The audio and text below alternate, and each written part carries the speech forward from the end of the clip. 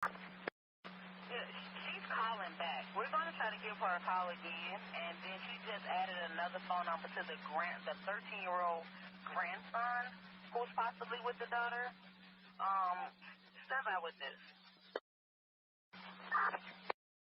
2412. Veteran crisis hotline's calling in, so they have a female veteran off her medication. She's over at the safe haven. Detective 12, we'll check that one out. 6 Rumble, 2-1 star, take your shots. Office still stands for time. No. Offender in custody. Very simple with it. Anyone else close by this arrest, let me know. 10-5, sir. 33. Supervisor signed the case report with an arrest attached.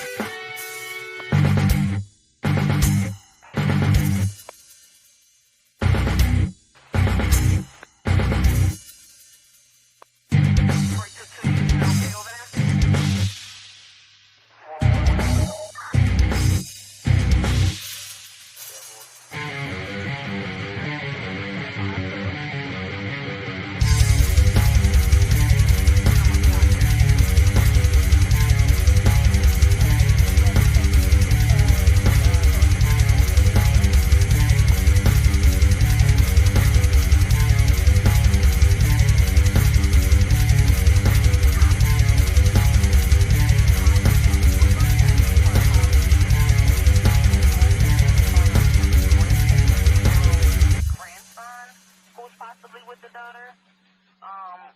Step out with this.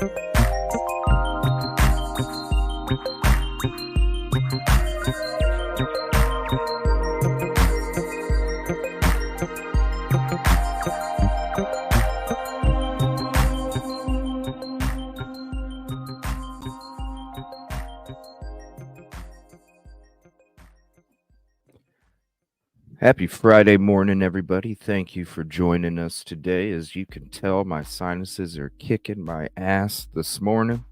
So I apologize. But we're going to be going into a case that we just briefly touched on about a year ago around this time last year. The Dylan Rounds case. I want to say shout out to my mod caddy and detective for getting some information together. I appreciate it very much. We're going to be going through some different things. We're going to be introducing the case to the channel. It's a case that we have never really, like I said, we just kind of touched on it a couple times last year. We haven't really done a show on it, and it has been something throughout the last year. I know I've mentioned at different points wanting to do a show on it, so I'm glad we're able to this morning. Thank you for hopping in. If you're not familiar with the case, let me know. If you are, let me know as well. I am not too familiar with the case, just like everything else I do with the show. A lot of the times I will save it to watch with you guys, so there's always a fresh reaction. I always feel that even though I can get a background of the story, once we start hearing the details, I like the fresh approach, because that's when the brain just starts, ticking. And so it's going to be a lot of I know a little bit about the case. I don't know a humongous amount. So I'm going to be going into it as we get into it on the show. And we'll be doing other episodes as well of this case coming up. So thank you for hopping in. Appreciate you. We'll go ahead and get through the hellos, and then we'll do the switcheroo. And then I'm going to do a quick read through of the case and who Dylan is and what happened. So I want to say prayers to his family and all of his loved ones. I know at checking out different interviews throughout from East Idaho News, I would watch different interviews here and there just to see if there was any updates regarding the missing persons case. And you just got to feel for the family, because they know more than what is able to be proved, but I think they're on the right path, and they're not stopping. They're pushing hard, and just want to say prayers to the family and all their loved ones, and even the community, because the community gets affected by these things too, because just like it could happen to Dylan, it could happen to you. And so you have no choice but to put yourself in that situation because of how close to home it hits. What's up, Caddy? Good morning. Prayers, sunflower for Dylan. Please put a sunflower in chat for Dylan Rounds. What's up, Crafts and Crime? Thank you for hopping in. K. Miller, golden ticket number 2 with 3 sunflower. Oh, that family time is always primary. Caddy ticket 1, sunflowers and hearts. What's up, Skittles? Ticket 5. And ticket number 6, Deb Ray. Hold on one second. Let me get the contribution call out. There it is. Skittles with the 99 super sticker. Let me see what it is. Hold on one second. I wish they would oh, it's a little emoji face. I wish they would if I can catch one of these StreamYard shows that they have on Sunday nights. I'm usually doing a show on Sunday nights. If I can catch one of these StreamYard shows that they have, I'm surprised nobody's brought it up. How come you don't add the little emojis? You know, if you can add all these things, why can't you add the little emoji that goes with it? Fingers crossed. And I guess for anybody that watches on Facebook, I guess Facebook is going to be changing some of their settings or something. So you might not see us on Facebook for a period of time. I think they're having some kind of, I don't know, there's some kind of like new setting that they're rolling out that might prevent the streams because of the conversations. I don't know. Something like that. Diana, ticket 6. I think they were just in front of Congress or something, weren't they? Facebook, like a week or two ago. Mark Zuckerberg, thank you for putting that up. Appreciate that. I think they were. Yvette, ticket number 9. Thank you. Jeannie, ticket 10. Appreciate you hopping in. What's up, Pebbles? Thank you for hopping in. Over there, thank you for all your hard work you do out in the true crime community. Appreciate that. I haven't received my hoodie yet. Yeah, I didn't actually get them in my hand until a week ago when I was supposed to get them like a week and a half. So, and by the way, Skittles, it's for overseas.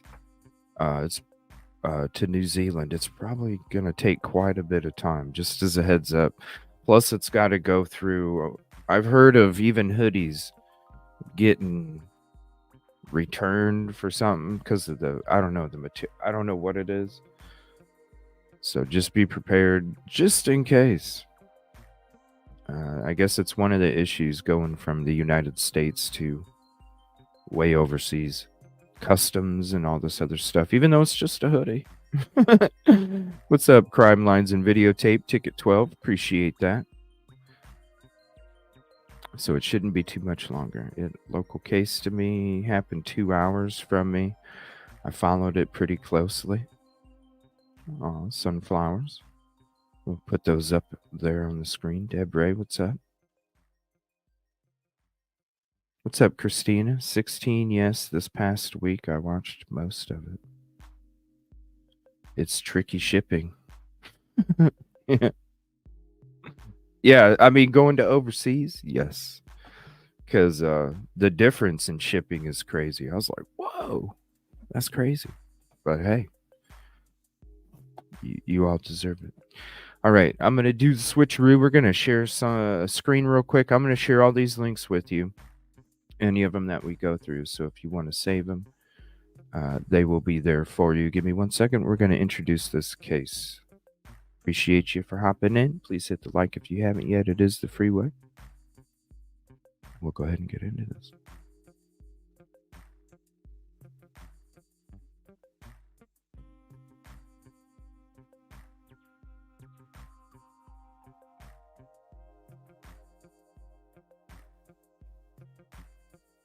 Whew, my sinuses, I tell you. Here, let me change this so I'm not blocking the screen there. Is this better? There we go. All right, so Dylan Jamie Rounds. What's up, Michelle? Good morning to you. Ticket number is your like number when you walk in the door. Just like when you go to the BMV, you just, hey. And then I say, ticket 21. Here to serve you. Dylan Jamie Rounds went missing from his farm in Lucin, and please correct me if I pronounce it wrong, Lucin, Utah on May 28th, 2022. His family leads the movement to find answers to what happened to Dylan. On March 3rd, 2023, James Brenner was charged with one count of aggravated murder and one count of abuse of desecration of a human body. According to Utah court records, he remains in custody. About Dylan. Dylan was born on August 1st, 2002 to Justin Rounds and Candace Cooley. He is the oldest of their 3 children who all grew up living the farm life. Dylan loved it. He had big dreams to own and operate his own large farm. In 2019, Dylan and his grandfather partnered on land in Houston, Utah, for Dylan to start working towards his dream. He spent 2 summers getting his land ready to farm, and in the spring of 2022 was finally ready to plant his first crop. He worked late into the Friday, May 27th, to get his seed planted before the rain came. Saturday, May 28th morning, he spoke with his grandmother, and that would be the last time anyone spoke with him.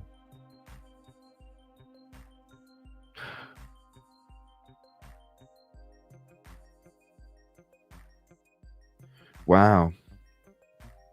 So it was the very next day. That's sad. Here's some flyers. So here's the link for you. Wow, planted his first crop, and then the next day was gone. Talked to his grandfather. Try Claritin. Yeah, I run out of that stuff quite often, Michelle. It's like I need to have a this year anyway. This year has been crazy. It's like I need to have like a stock cabinet of Claritin because I just run out of that. But that's so sad. Worked late into the night on Friday to get his seed planted before the rain. And then the next morning he woke, spoke with his grandmother, and then that was the last time anybody heard from him. I wonder what he said with the grandma.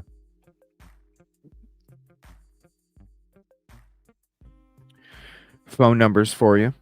So Jim Brenner, and we'll be getting into him in a little bit as well.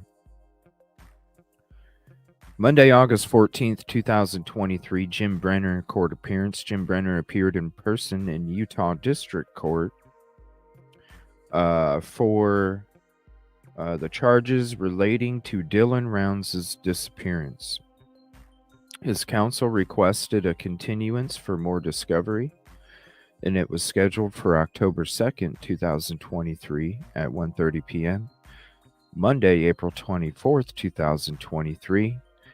At James Brenner's arraignment, he was appointed a new attorney, and another hearing set for June 5th, and then changed to August 14th, 2023 at a later date. And then here's all that. Wow, they even have the court documents on here. Amazing. PDF. Those are real scanned copies, too. That's a real signature. This website, even though it's not flashy, it's top notch with information and presentation. So April 22, 2022, a disagreement takes place between Dylan and Don, a family friend who helps out on the farm at times. Don was questioning Dylan's decision to work on a washing machine before a pump. And the result was Dylan and Don mutually decided to part company. Wednesday, May 25th, Dylan tells his mother about a strange encounter with some guy who was barefoot and bloody alongside the road who wanted a ride to Montello. This person was later identified as Chase Venstra. Thursday, May 26th, ESCO verified that Dylan was in Montello via bank account usage. Whoa. That's odd. Thursday, May 26th, Dylan's last phone call with both mom and dad. Friday, May 27th, eyewitness unconfirmed sighting of Dylan in Montello. Information relayed from police to the family, but with changing stories, could not be reliable.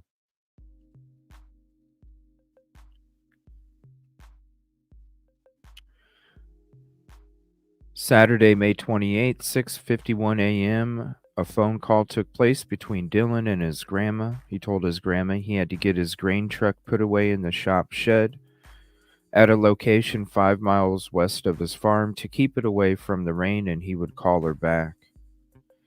ESEO confirmed via cell phone data he was at or near his farm in Lucin for this phone call. 2:41 p.m. ECSO released the last cell phone data ping from an app that came from Dylan's phone at or near his farm. Sunday, May 29th, Dylan had not called his grandma back, so she called Don, a person who had worked for Dylan on the farm and a family friend, to check on him since he wasn't answering her phone calls. Don and Jim, farm helpers, tell Grandma they go to Dylan's farm and look for him, but he is nowhere around. Newly released information. At some point this day, James Brenner walked his horse to the train tracks. The horse took off one way and Brenner went the other way. Union Pacific has been contacted to be on the lookout for anything suspicious. 10 p.m. approximately, Chase Veenstra seen on camera 200 miles away from Lucin. Whoa. Monday, May 30th, Don and Jim have not been able to locate Dylan since they let Grandma know. Grandma reaches out to JD, Dylan's best friend, to see if he had heard from him. At 11 a.m., he had not heard from Dylan, so JD reached out to Dylan's mother to see if she had heard from him. She called around to other family members and no one had spoken with him. Dylan's parents drive to the farm to see if they can figure out where Dylan is. A missing person report is filed by Candace with BESO during the drive down. They arrived to find the seed truck had been put in the shed.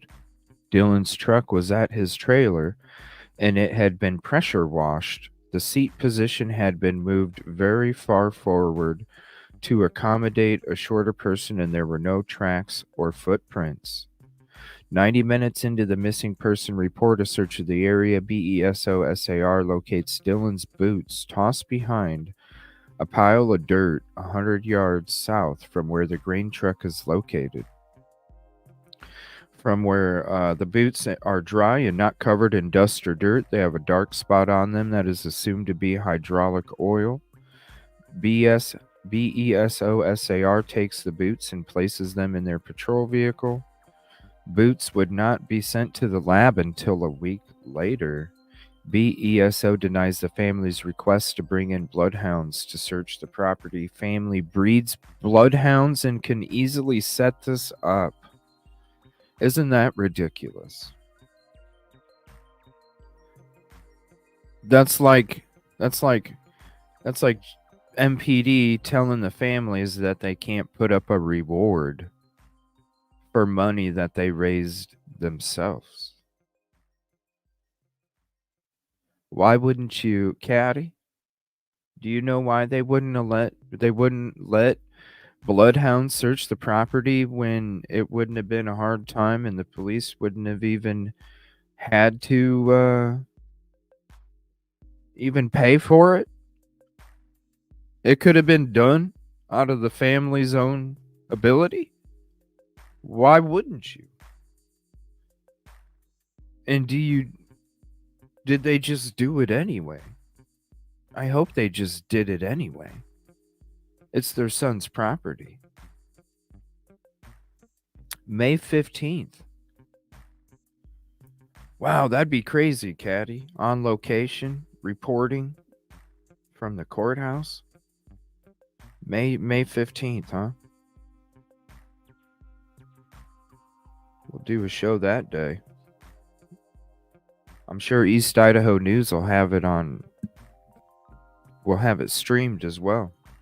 He's originally from Bismarck, North Dakota. Or is it South Dakota, North Dakota? It's one of the Dakotas, right? Bismarck. That's the picture. So this one right here. Let me get rid of my face so it'll zoom up. I think we can go back to this. That's still not. Oh, that's as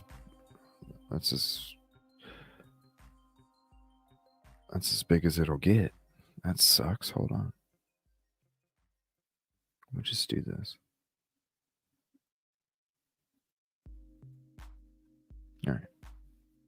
So the picture that's right next to my face, that one is the other side. If you could see in the far back, there's like that little bump in the left and the back.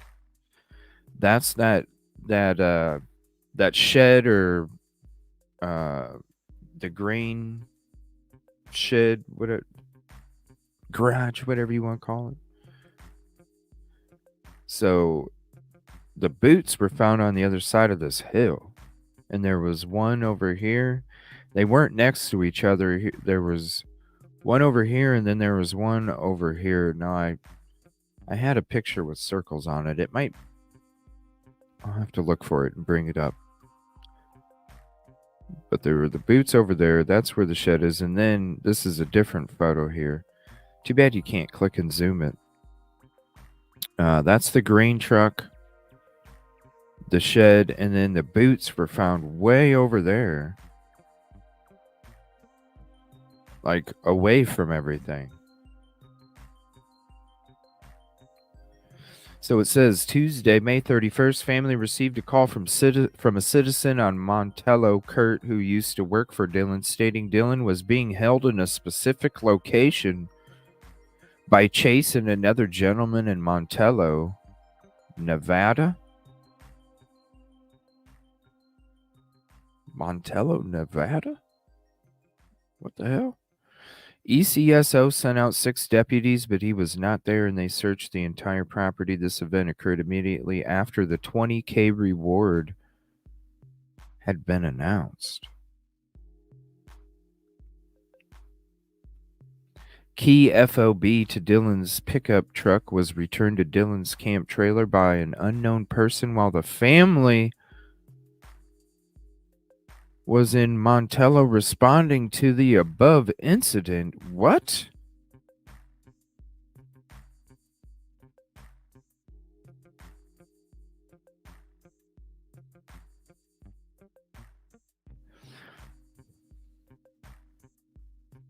The key fob was returned. What the hell? Montello, Nevada, Dylan's farm. Boots found. Whoa. What the hell? Wednesday, June 1st, a.m. Dylan's pistol. What the? Dylan's pistol was returned to the camp trailer by an unknown person. It was found in the bathroom on the counter with the clip removed, sitting next to it. The bathroom had been cleaned up the day before and Lysol wipes placed on the counter where the gun was found, so there is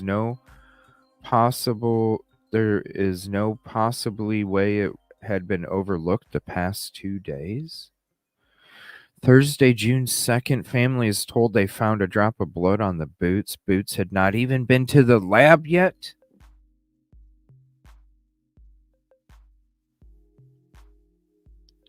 Friday, June 3rd, newly released information. Brenner spring cleans the shed as Box Elder County sheriffs watch him remove bags of possible evidence. Family asks BECSO, when do I call for a public search, and is told now would be the time. Saturday, June 4th, Chase Venstra was arrested in Davis County, Utah. on unrelated charges and remains in custody.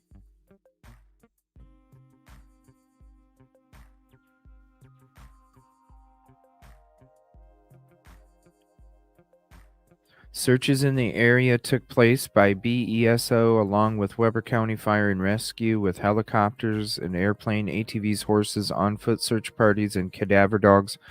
After 6 hours, BESO called off the search that Friday because they were 99% sure he wasn't in the 3 by 5 mile area search radius.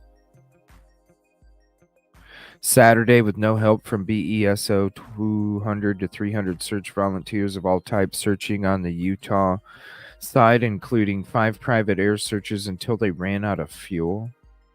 Diesel Brothers searched with their helicopters and took video footage of the tire tracks in the wash. That later ended up being from a volunteer's truck who had been searching for Dylan. The pond at Dylan's farm was drained and searched.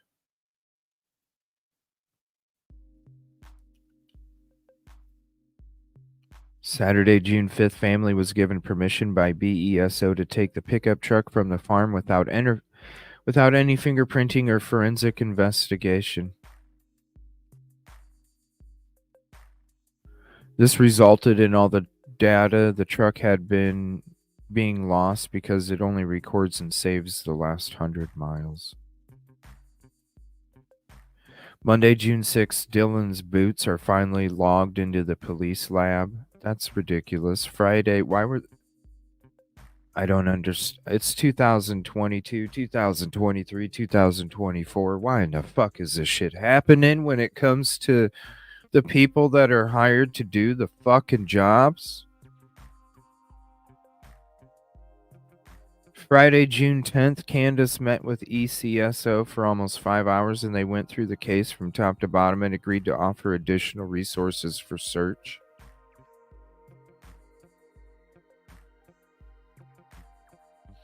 Organized search looking for a particular bunker and it was found and cleared. Other areas of interest were also searched by all means available to ECSO and other public volunteers. Okay, so if it was a kidnapping and held for ransom, then there would have been some kind of communication. Tuesday, June 4th, Bonneville County.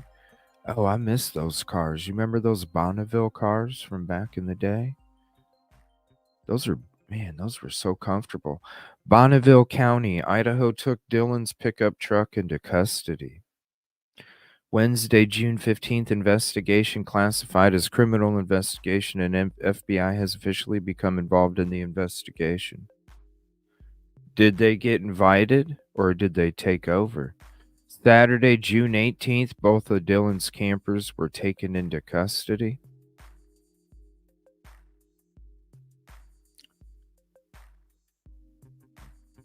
No public search was held the weekend of 6/18 and 6/19 to allow for law enforcement and EchoSearch to conduct their activities without interference.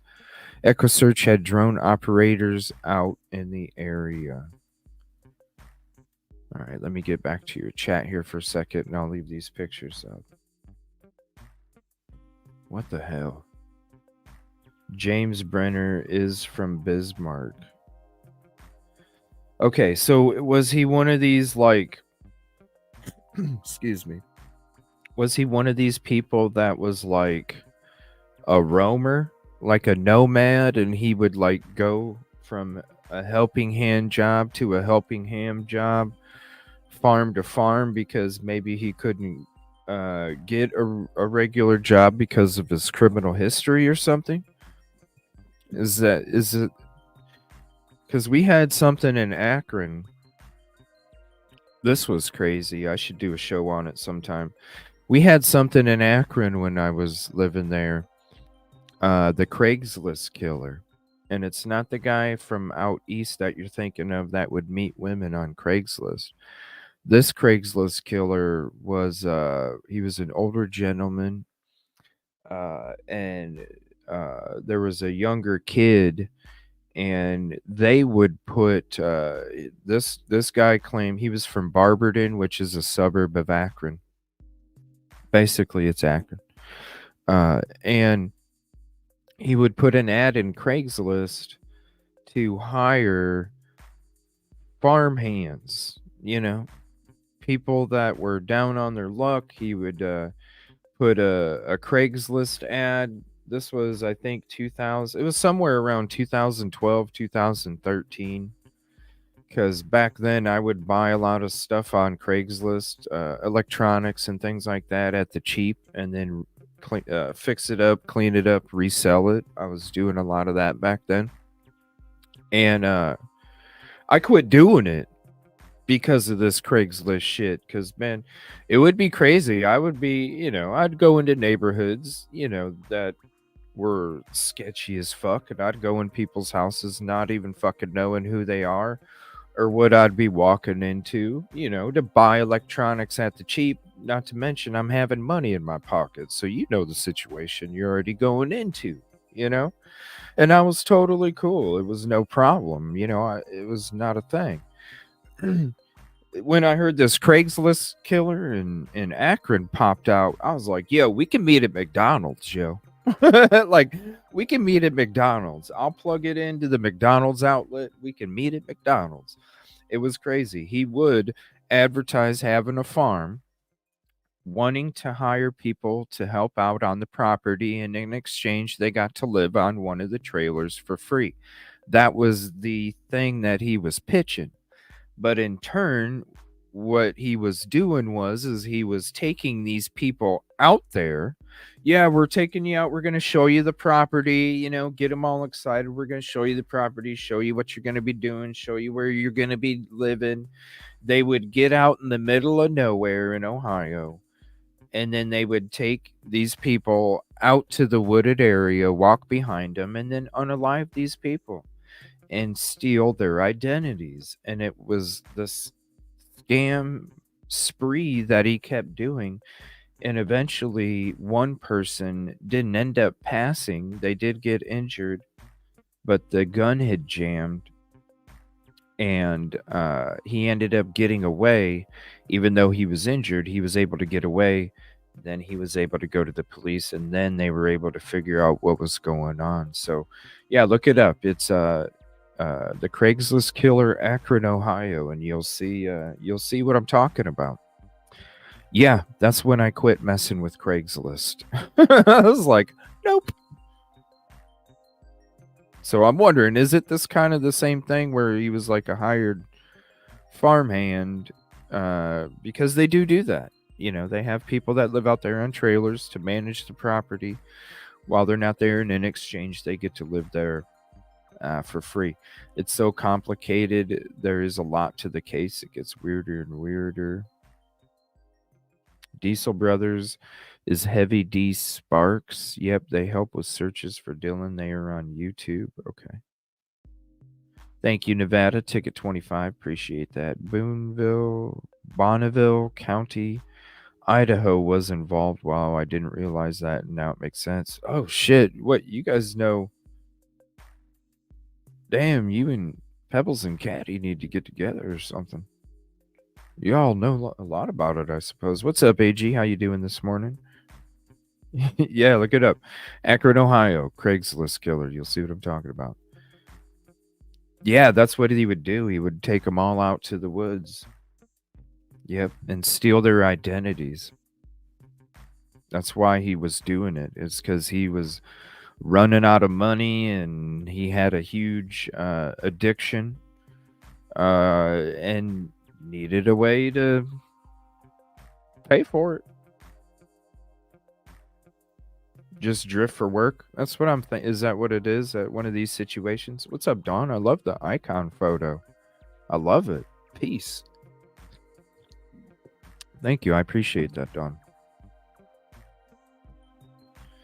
Mark and Betty, ticket 27. Thank you. All right, we'll get to reading some more here. Pilot Range, Mine, and Cave Search, and then I got some videos for you guys, too. Friday, June 24th, about 18 mines or caves were searched thoroughly as could be done safely by a trained team who choose to remain anonymous. Okay.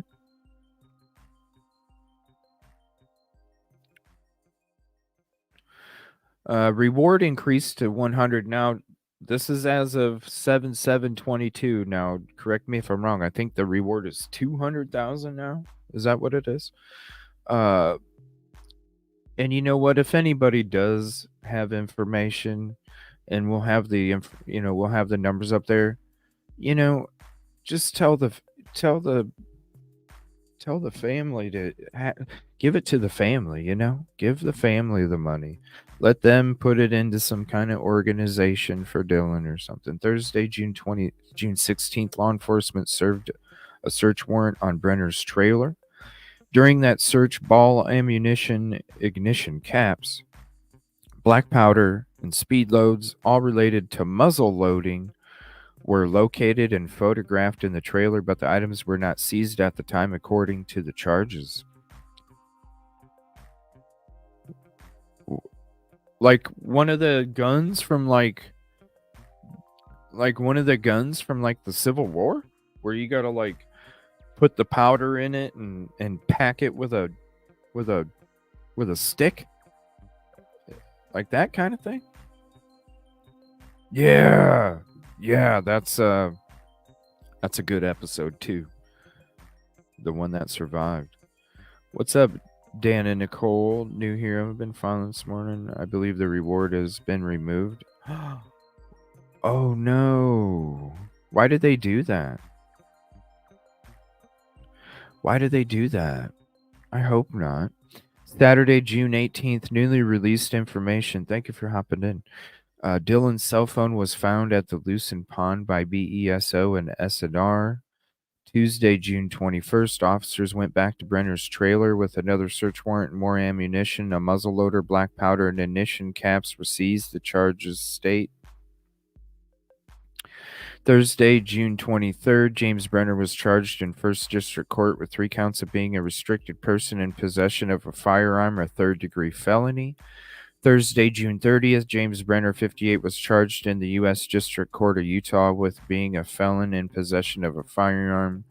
Thursday, July 7th, in a joint press release, BESO and the FBI named James Brenner as a suspect in the disappearance of Dylan Rounds. All right. And let me see. Jim's trailer. Okay. Friday, July. Actually, here. Give me 1 second.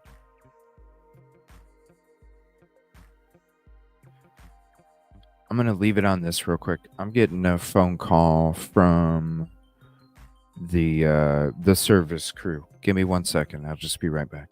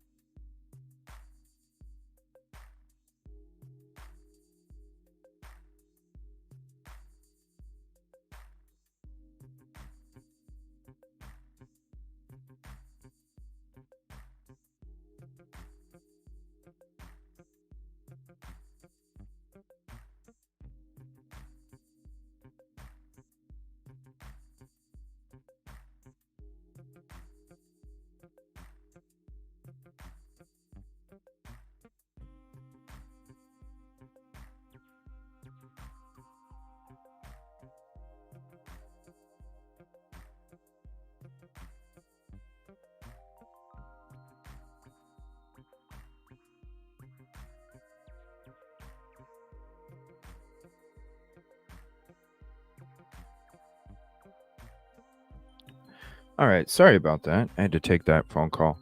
I guess they got to come back on Monday and get a sign off or something for all the stuff that they did. Thank God that that fire restoration crew is done. It's over with. I'm so happy because now I can do the things that I need to do now that that is done. Oh my gosh. I'm so happy that's over. All right. Thank you for waiting there. Thursday, June. Oh, 1 second. Next page.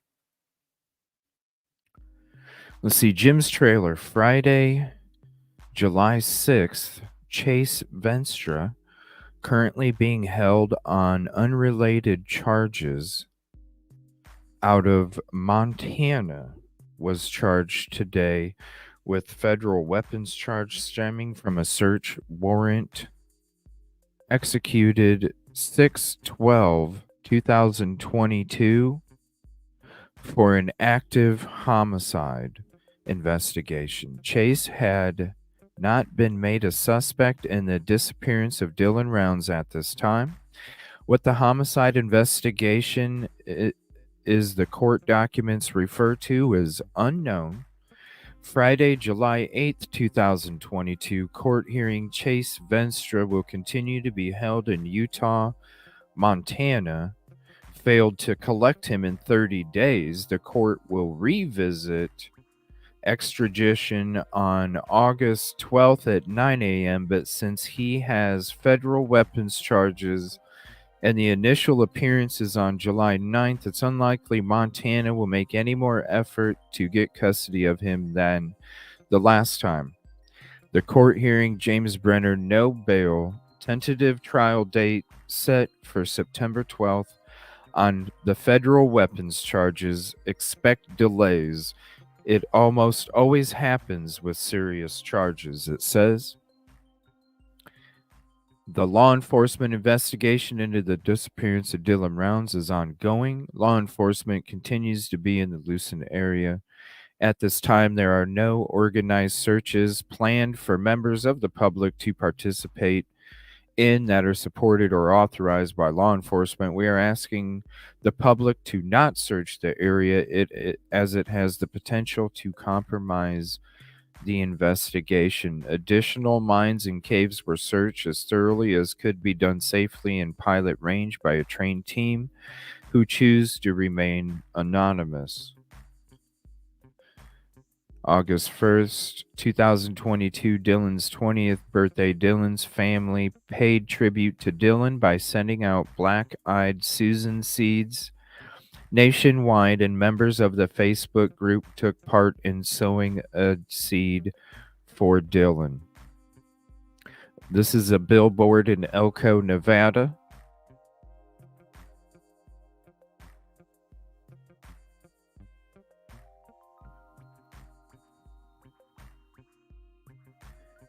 August 15th, 2022, Box Elder County Sheriff's Office had sent a request to Elko County Sheriff's Office to execute a warrant on the Nevada property of James Brenner. This request was denied for probable cause. Elko County Sheriff's Office conducted an independent investigation to obtain enough information for probable cause. That Elko County warrant was signed Friday, August 12th, 2022, to be executed Monday, August 15th, 2022. The family was never informed by BESO that they ever requested the warrant and were told this property was of no concern.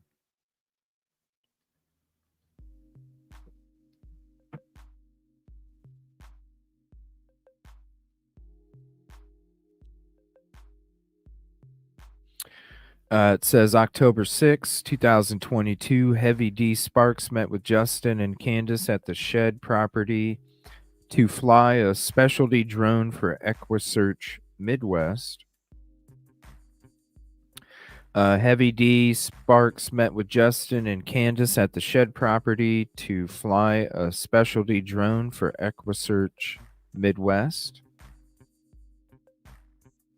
They interviewed inside the shed where Dylan would park his grain truck to get it out of the rain. You can watch the interview on Heavy D's YouTube channel. It says as of 10/10/2022, increased to 200,000. October 12th, update from Candace via No Thanks investigates YouTube discussing never before released information. Dylan's pistol was returned by an unknown person to his camp trailer on June 1st. It was located in the bathroom. On a previously cleaned countertop, the key fob was found in the same exact spot the next day. Wow. No DNA was found on Dylan's pickup truck, the grain truck, the key fob, or the pistol in the clip. Dylan's phone was found on June 18th in Lucent Pond by BESO Search and Rescue.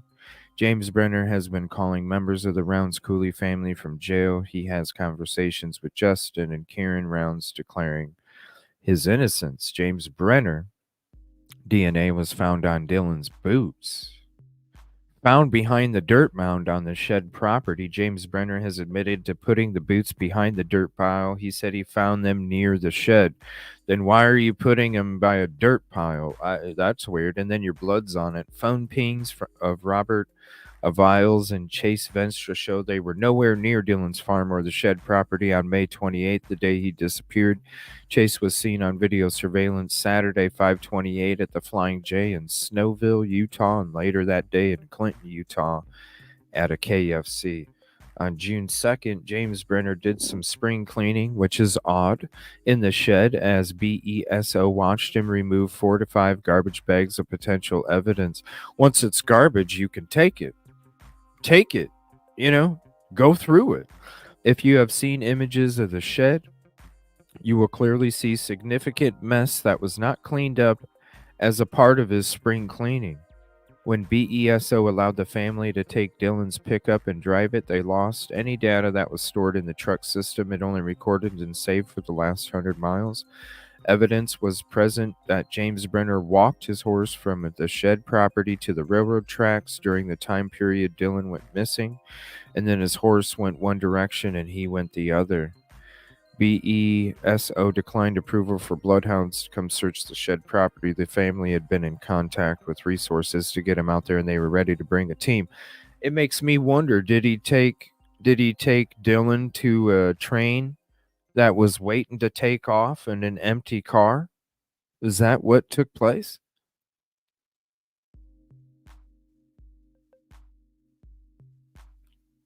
Maybe the boots fell off as he was carrying him on the horse. The boots came off, he didn't notice. Takes him to an empty train car, and then he doesn't have to. Is that? All right, let me get to your guys' chat here in a second. Now, these are just different pictures of the search teams. Oh, my sinuses. Just different pictures of the search teams. So, again, here is the link to this if you'd like to have it for yourself. Shout out, Caddy. This is a lot of information. Thank you. And then we're going to get in to some videos here. Leagues them to, yeah. It makes me wonder, like, if you're taking a horse over there, what's up, Ann, ticket 27? If you're taking a horse over there and then your horse goes one way and you go the other, well, that means that there's probably evidence on your horse too. Right? You take a horse to train tracks and then you and your horse separate. To me, that says you had him on the horse. His boots came off because of the boots come off. You're quite a distance. I mean, when we look at the picture here, you're quite a distance. Let me see. Where's it at? You're quite a distance. So I could see.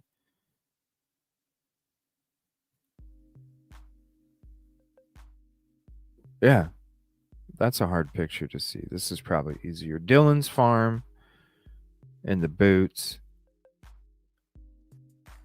That's the biggest we can go. So I'm saying boots probably could have felt from where the thing took place to right there. Dude didn't know the boots fell off because I could see him picking them up and doing something.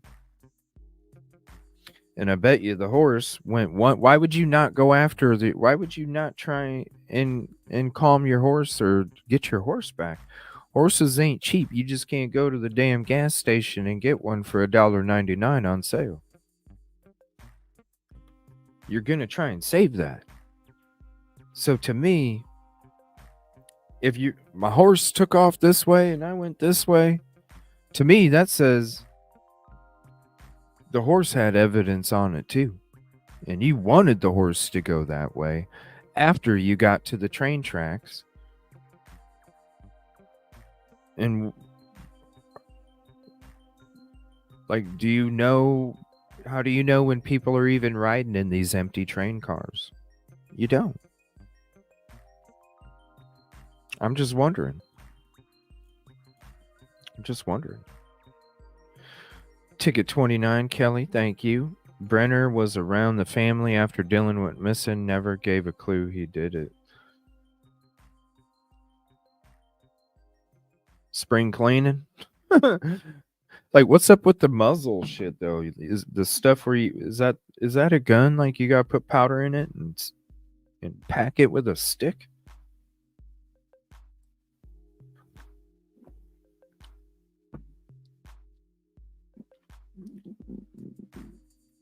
Yeah, it's all how you approach it. I love golf. It's beautiful. It's peaceful. Yeah, it is. It's very well put together. Just like the Murdaugh, the phone video did him in. Yeah, now I did see the video. We'll probably come across the video that has that because we're going to be watching a couple different videos about a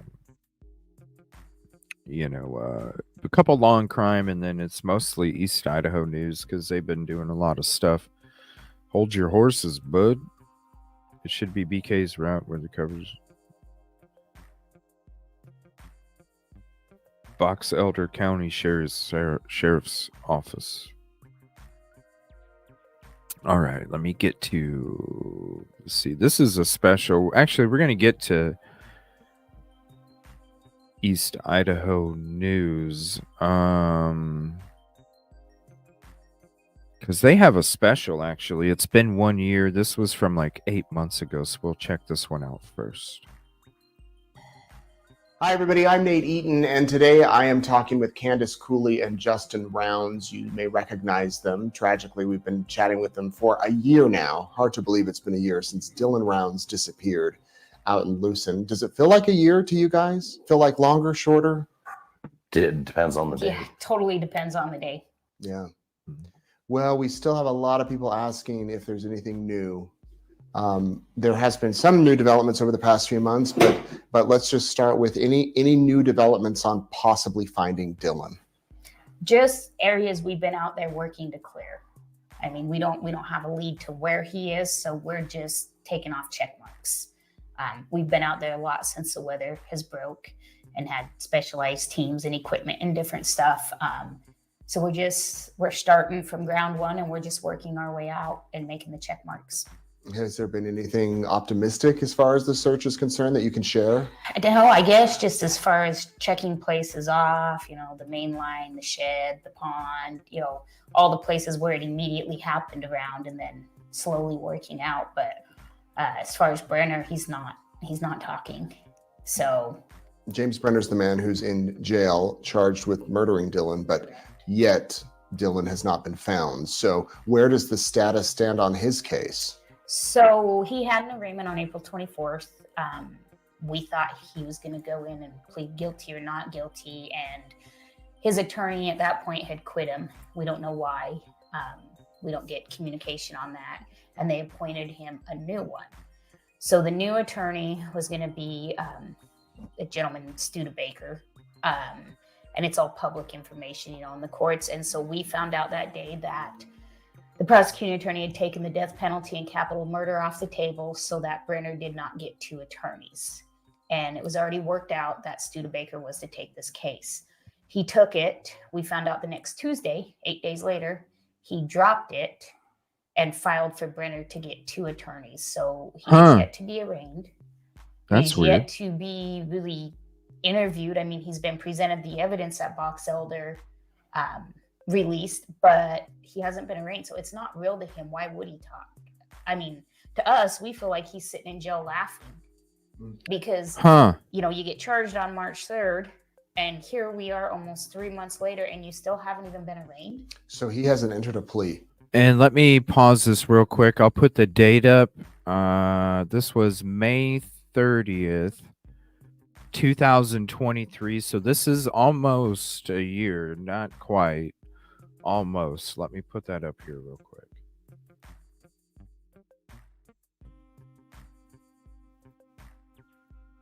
May 30th. There we go. May 30th. No, Oh, wow. no. So do you know when the next date is? The There next court isn't one. date? It was originally set for June 5th, but that won't happen. So where he's in federal custody, Box Elder has to send over a writ to the feds to get him moved to Box Elder to appear. Mm-hmm. That takes a minimum of 6 weeks. So until he has a new attorney and he's moved over, then they got to put that in. It could be 6 to 8 weeks from when he has a new attorney.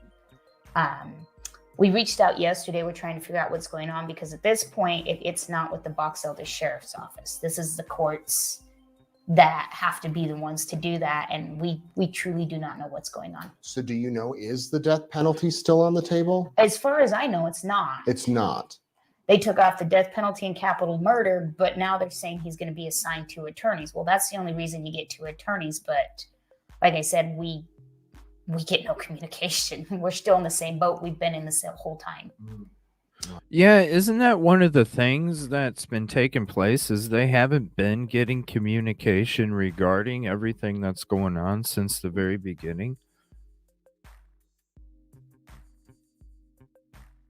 They've basically, isn't it a situation where they basically had to do everything on their own?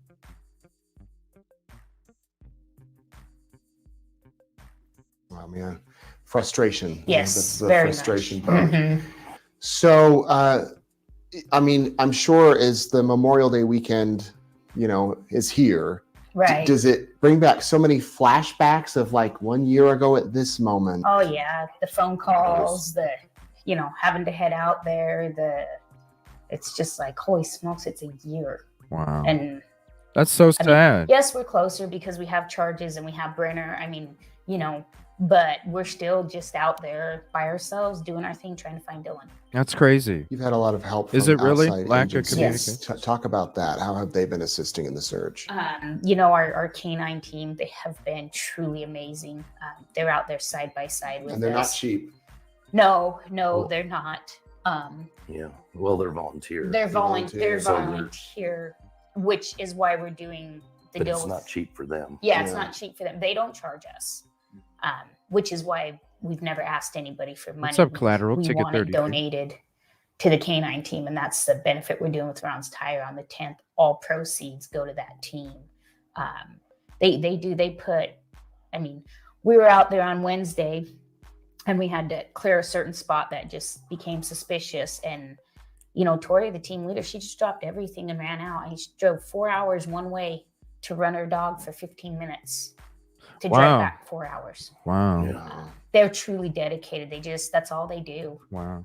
They come out and they do the search during the day, and then they'll go back to the hotel and they'll be out practicing with their dogs and take care I of know, the dogs. it- It's pretty neat to watch the determination they. You know what I mean? This is what they're hired to do. Like, what the hell? If you don't have something, just admit it. You know what I'm saying? have and Like, what is just admit it. what they do. Yeah.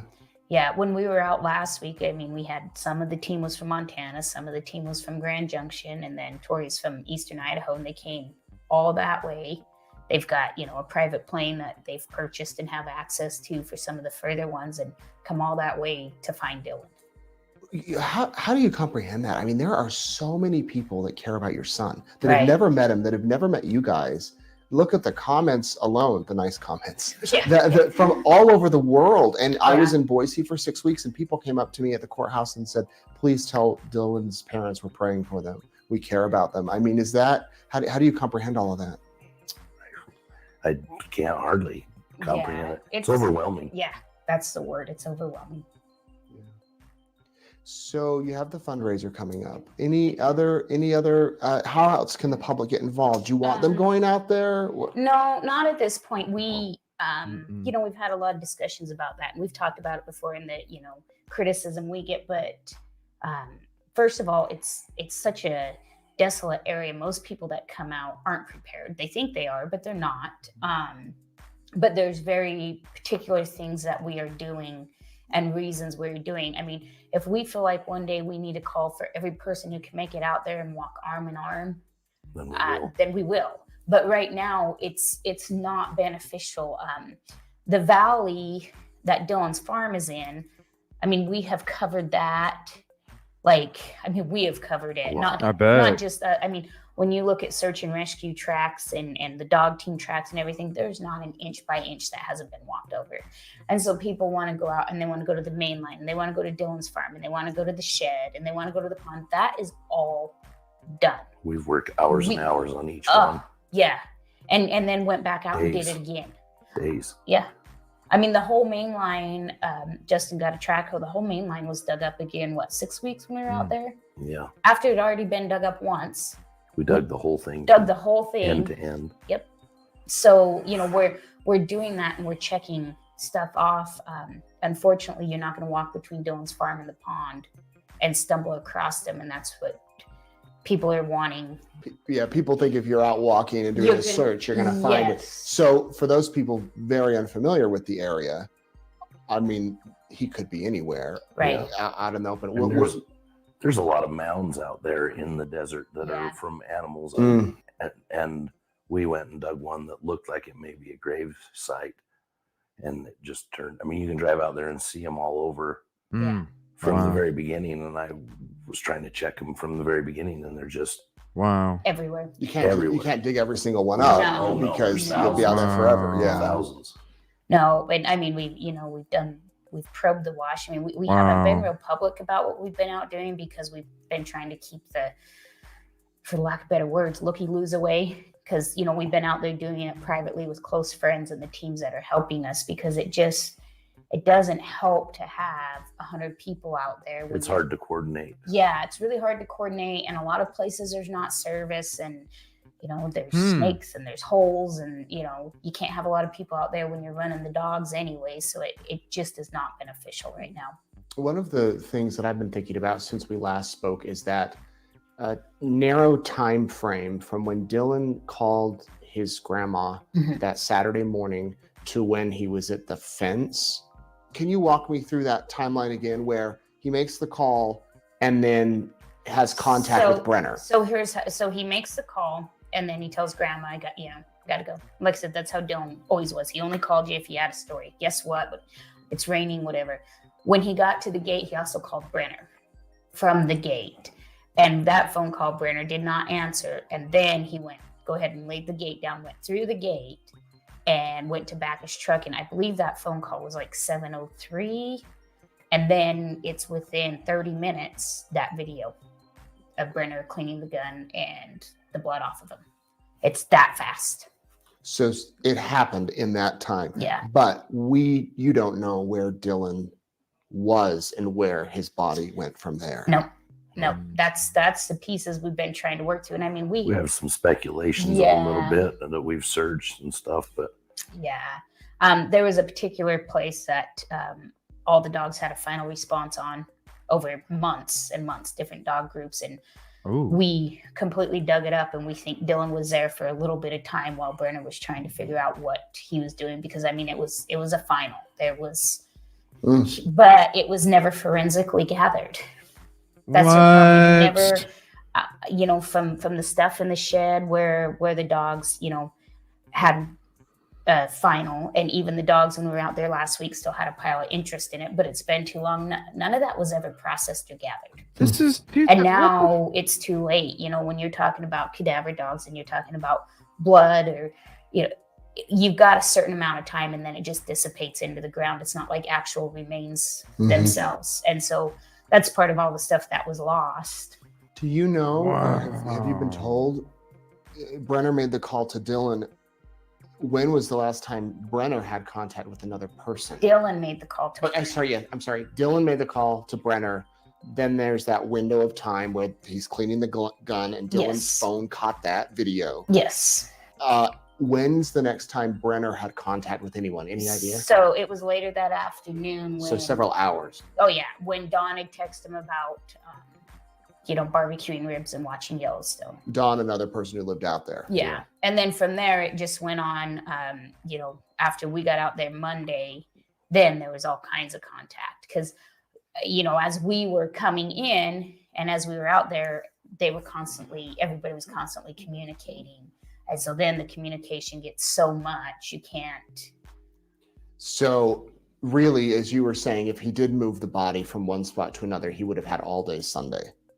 Yep. And then the rest of the day Saturday if Yep. they did go barbecue and watch Right. Yellowstone. Yep. And a lot of Monday. And a lot of Monday. And a lot I of think Monday till you all got out there. It was like 1:30, I think, when I got out there, and Justin and Brooklyn were probably about an hour and a half behind me. Yeah.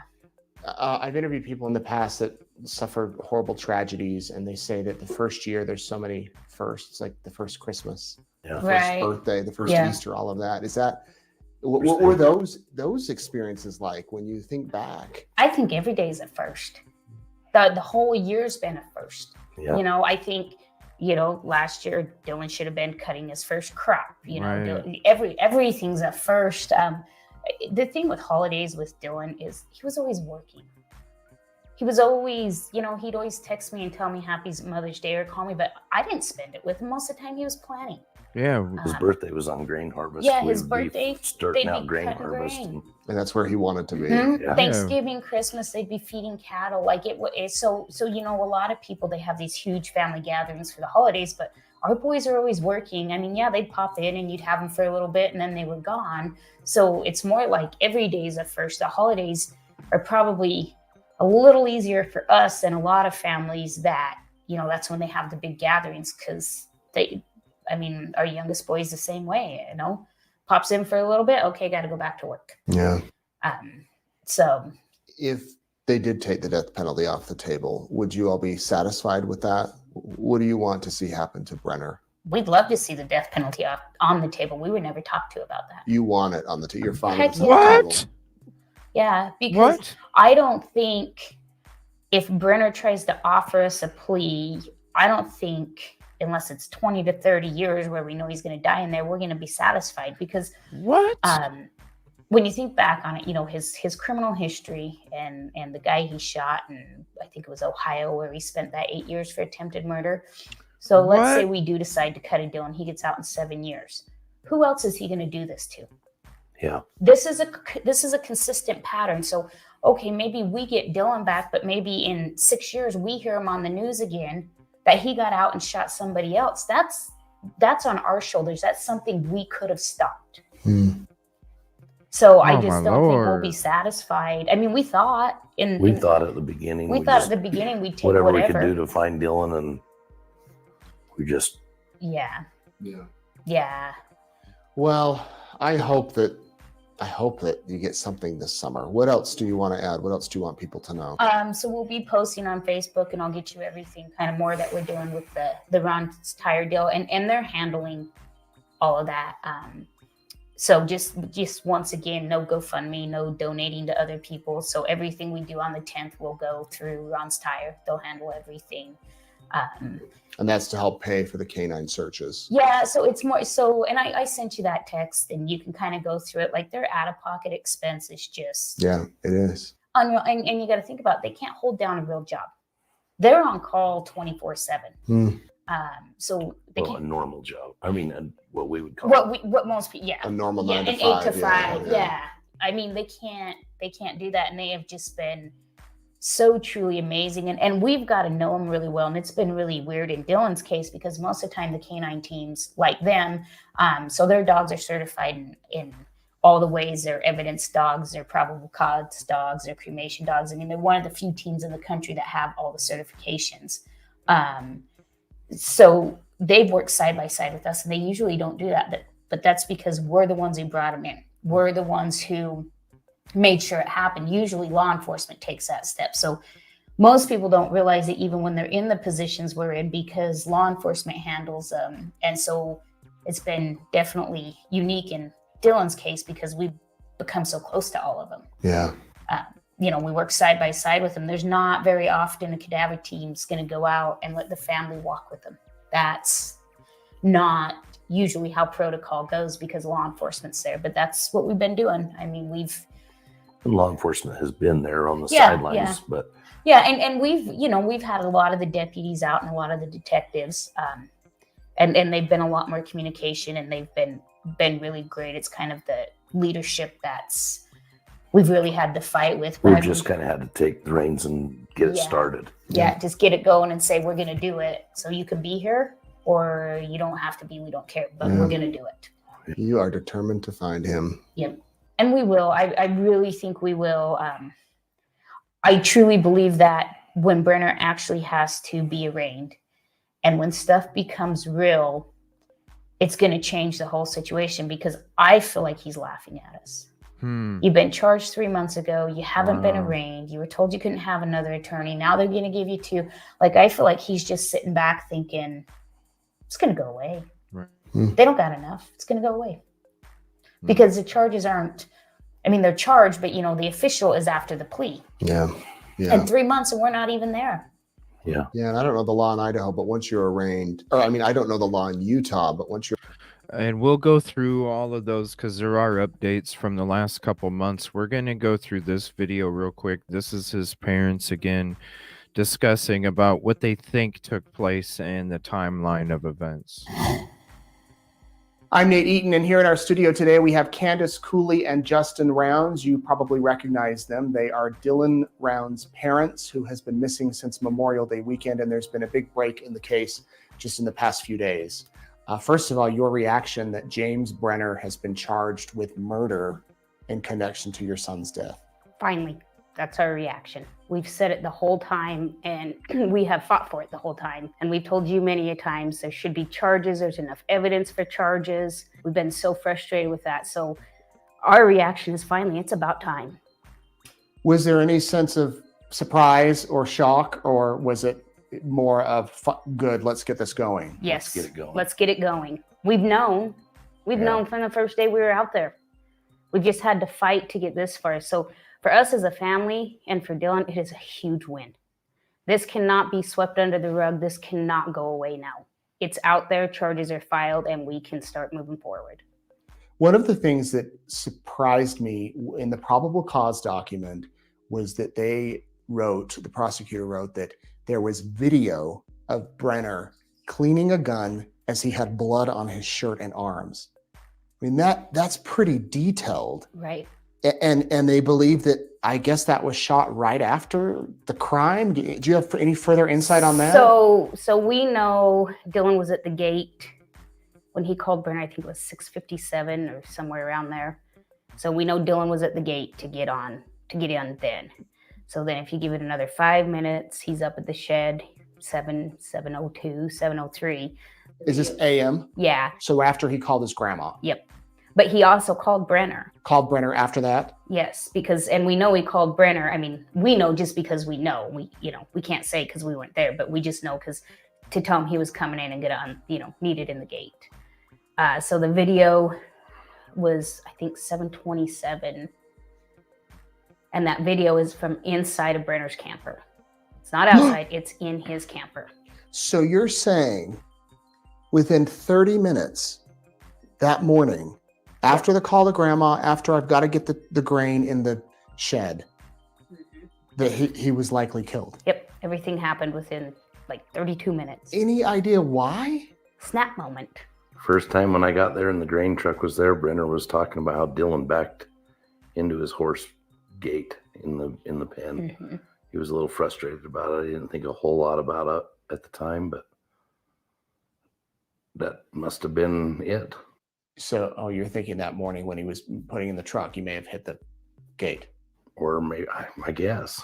Or Yeah. Or Jim backed it in and was just, I don't know. I really don't know. Yeah, we don't know if Dylan's the one who actually got the truck in the shed. We know Dylan is the one who got the truck to the property.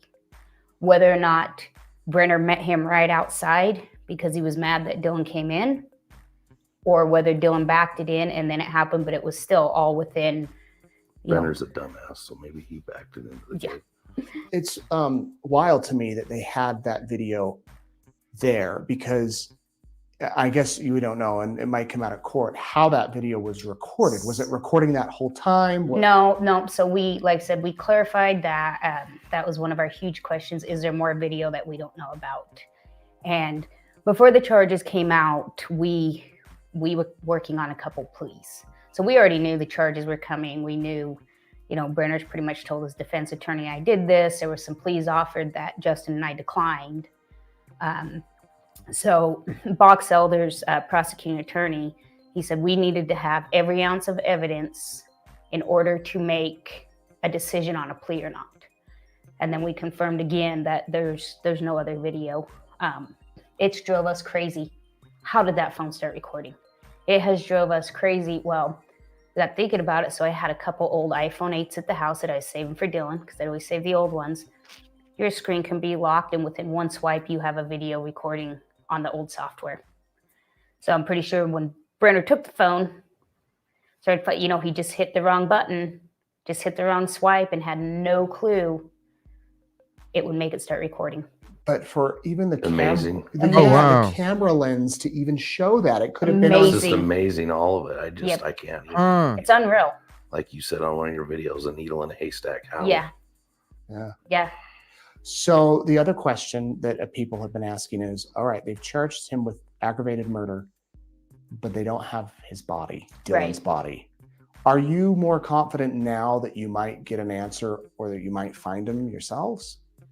I'm more confident we'll find him without Brenner. I don't think he needs it. Does anybody have that?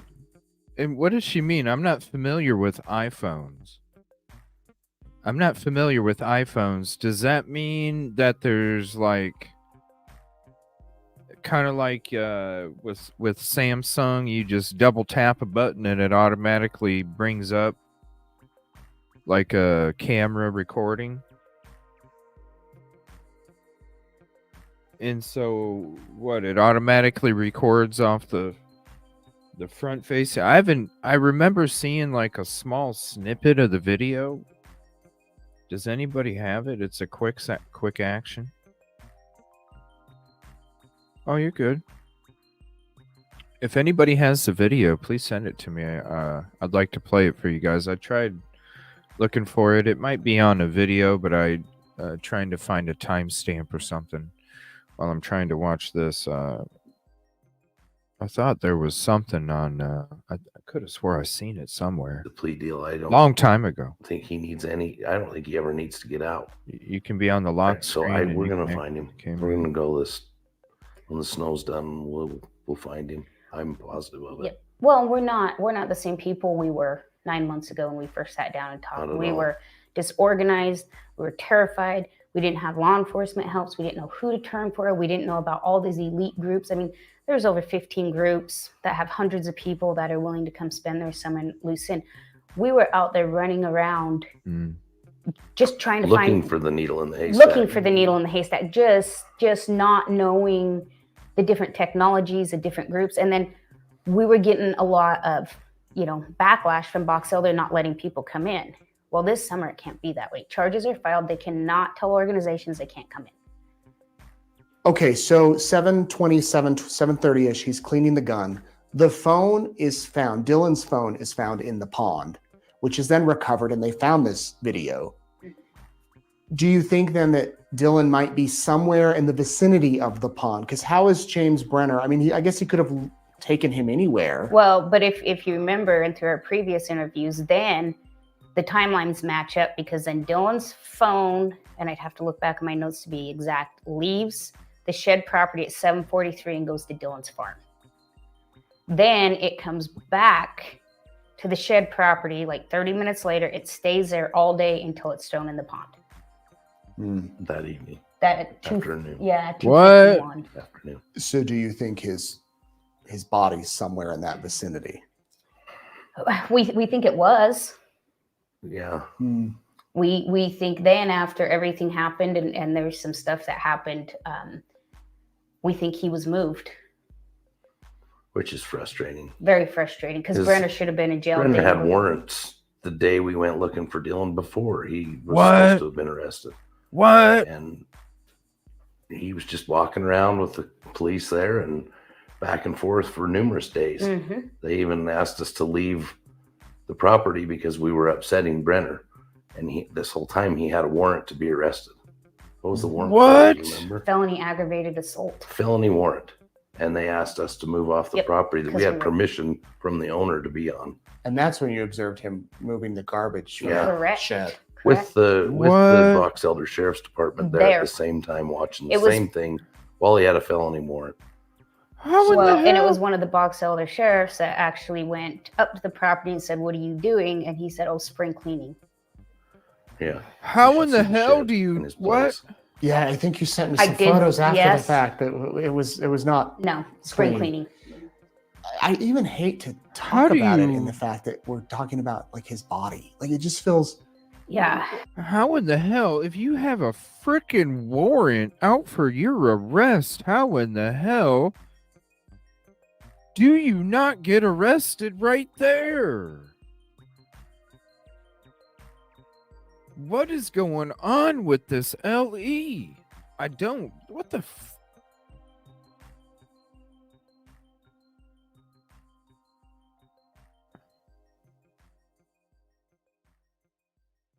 I don't get it. This is the 2020s.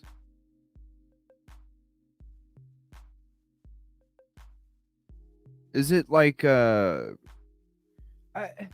doesn't make sense. I mean, the dude's from another fucking state. He's from another state. He's not a local.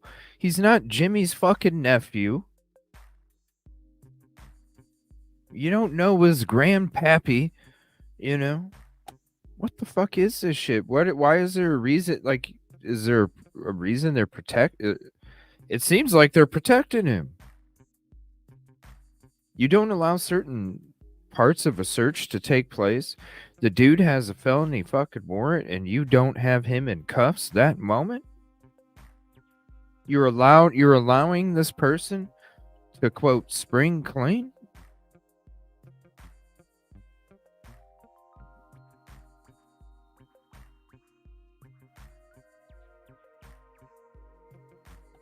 Can you imagine if these crews weren't doing any kind of volunteer work for this family, where they would be?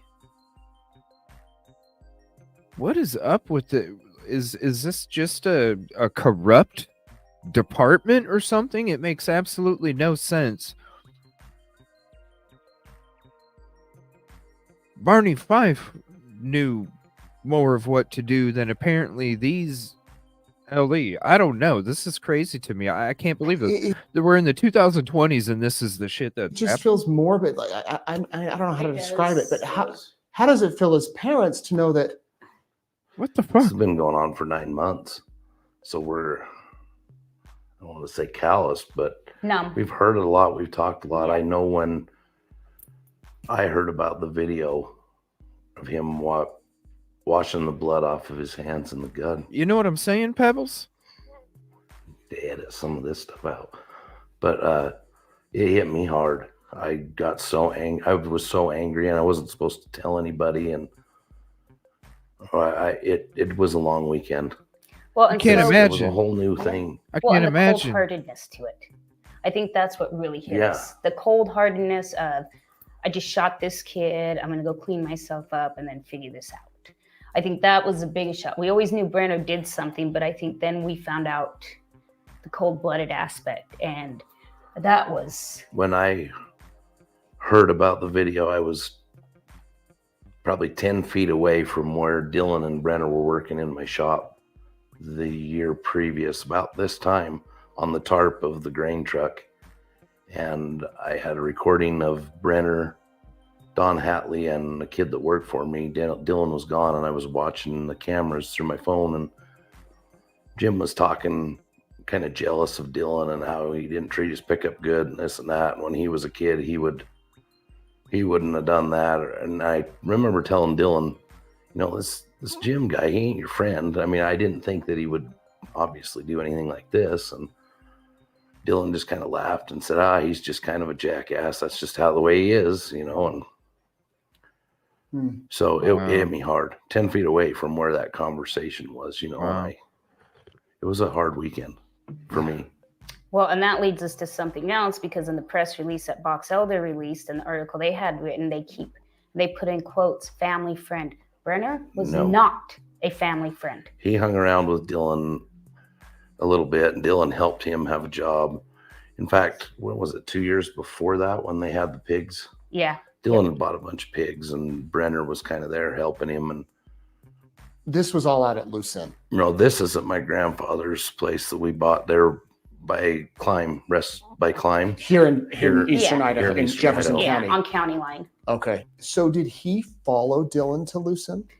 No. Don Hately moved him over to Lucin. He was in Nevada in Montello, and there was a whole bunch of bad stuff that went on that wasn't ever documented by the police department because they don't call them. And so then he moved over to Don's like, well, I got a place over here, you can stay. And then that's when he moved over. When Dylan originally was looking at that property, when he first started working on it, he wasn't there. He was in Montello. He was in Montello. He was not there. But then he moved. Yeah. When Dylan got settled in, he moved over. Yep. And you guys always had a bad feeling about Brenner. I did. I didn't. Well, I just never liked the guy. You know, Dylan was 18. I mean, I couldn't tell him, don't be around these people. I mean, I tried to tell him he wasn't his friend, but no, he was never a family friend at all. So that's, whoever put that doesn't know what they're saying. What should happen to him if he's found guilty? Well, right now he's facing the death penalty, and I think we'll end up pushing it the whole way. Well, what do you want to say to the public that's been following this? And people need to realize everybody wants to send Justin and I their condolences, their I'm sorries. We've known this for a long time. Like I said, this is a win.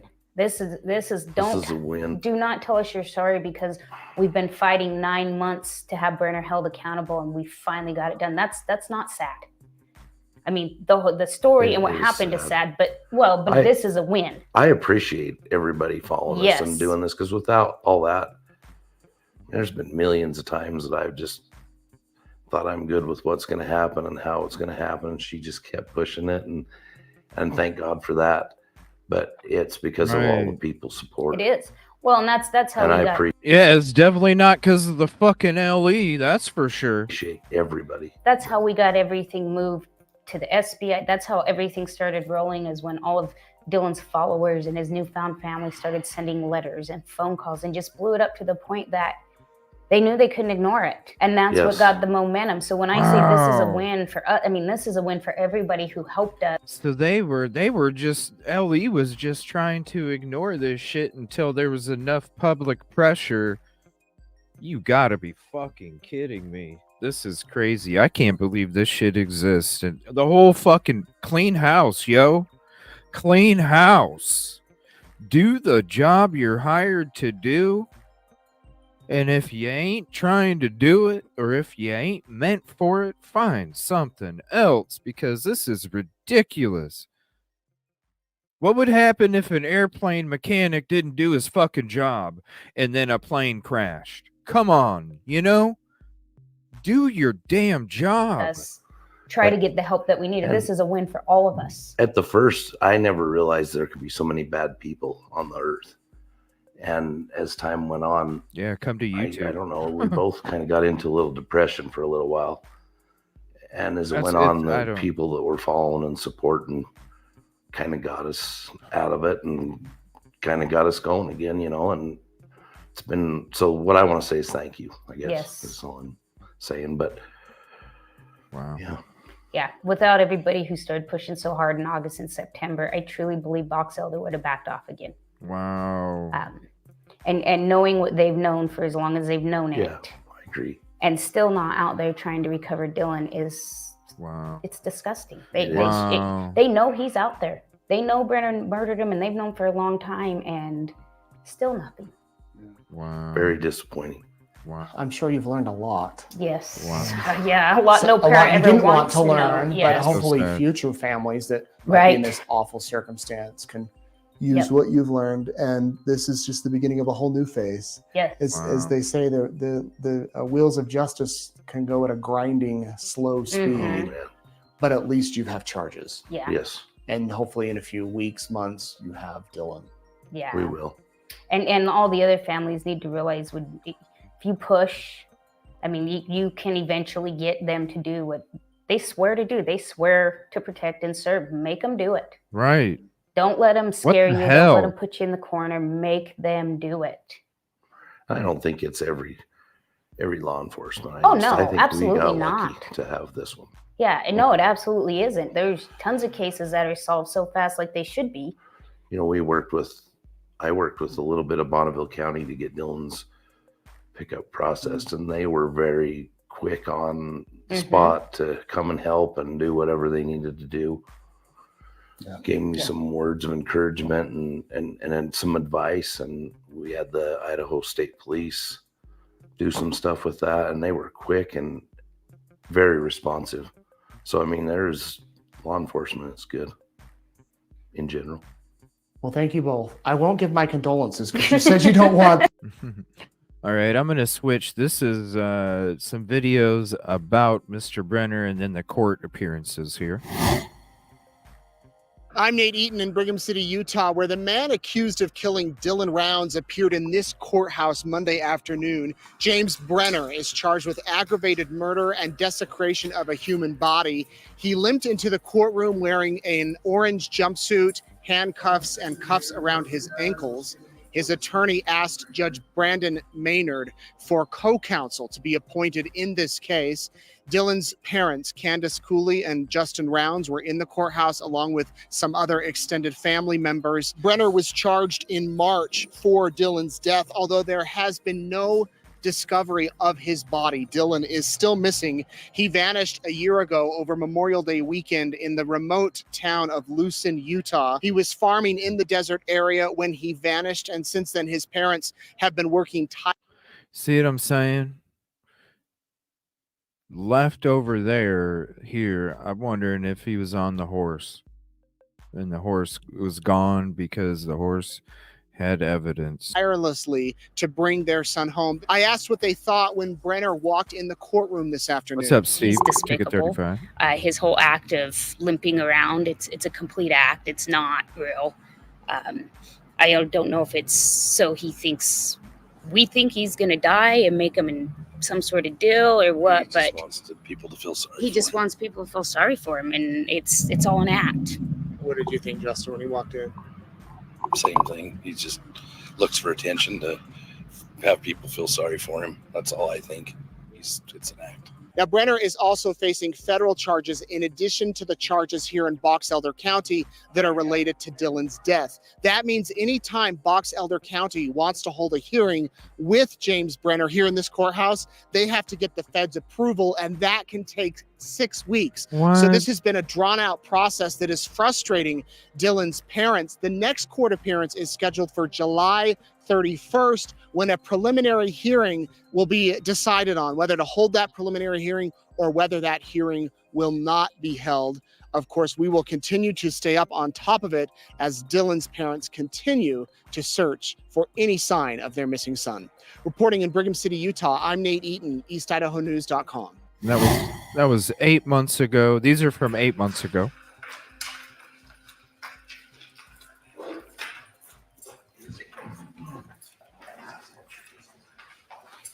All right, Mr. Studebaker, there are 3 matters we're scheduled for decisions to preliminary hearing. Go ahead. So, Your Honor, on case ending in 128 and 171, we'd ask the court to have those trail case ending in 110.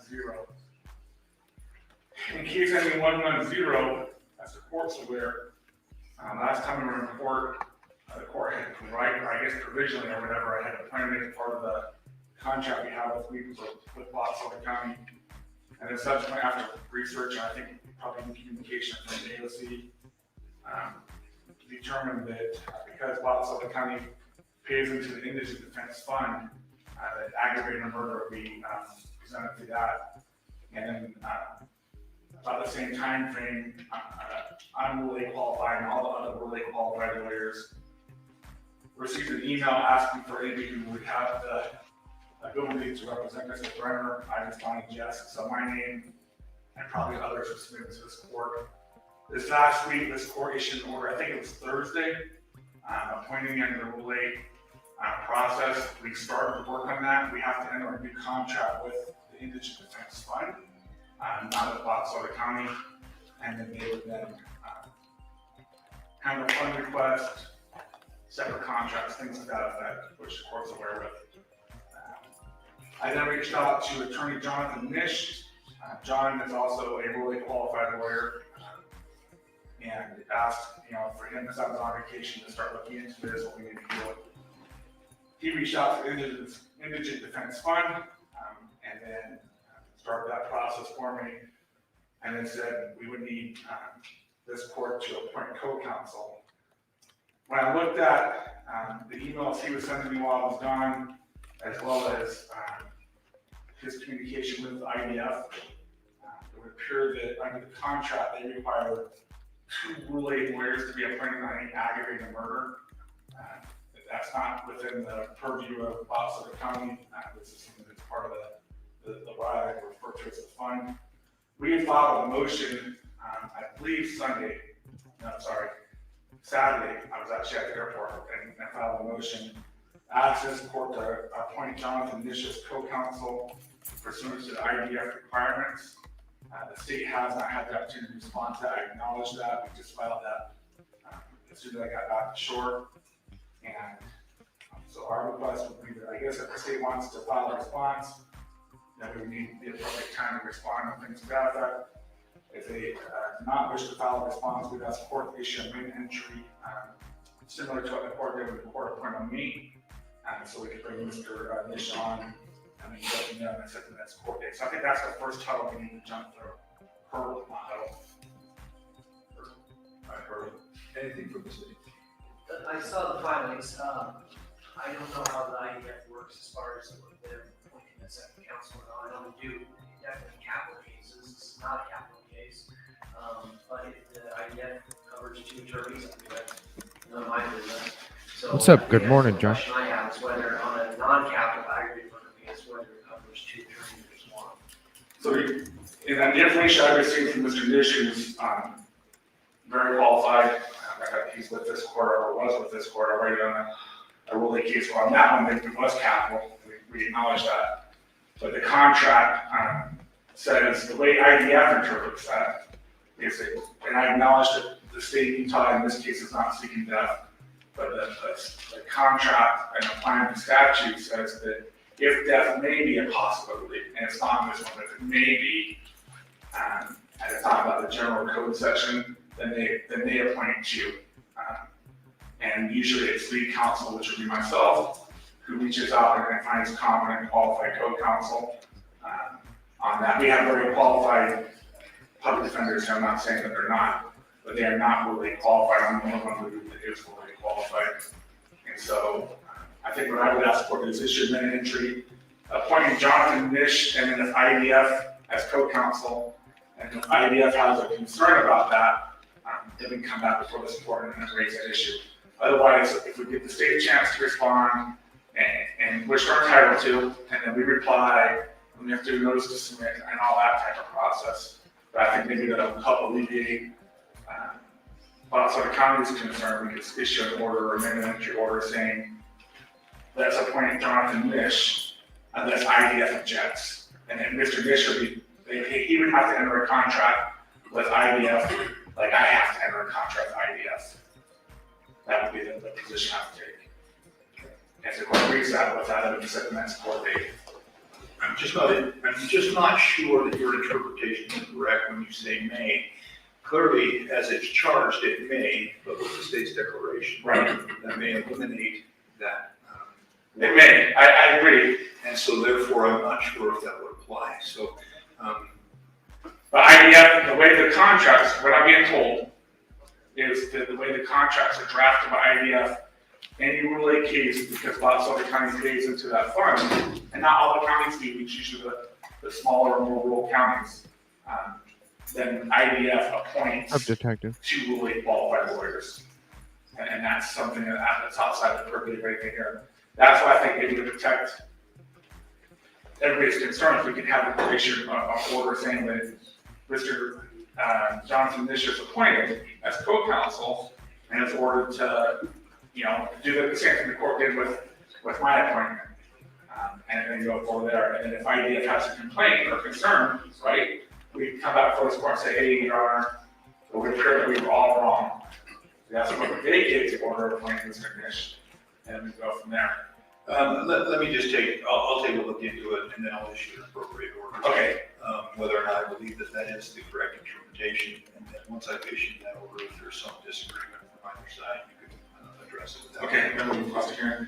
So what I'd ask court to do is set this for decision of prelim. I hate to do this, but further decision of prelim July 3rd. The reason I hate to do it is I'm just recovered from surgery that week, but we need to get this case proceeding forward. So unfortunately, we have to do it in 6 weeks. Here's the problem that is, I guess, presented in this case. Sure. And I think you're aware of that. Mr. Studebaker, Mr. Brenner is in federal custody. Yeah, I forgot about that. Each time this court acts, it has to get permission from the federal government to bring Mr. 6 weeks. Yeah, that was my mistake. Mr. Brenner in. And from what I understand from the state, the process is a minimum of 6 weeks. Yeah, what I'd ask court to do then, The actor. Correct. yeah, that's correct. Some of the counties have something that just doesn't federal. That's something anyway. That is correct. I'd ask court to set this for decision of prelim July 31st, and then 1:30. yeah, that works out. That works good, all right with the state.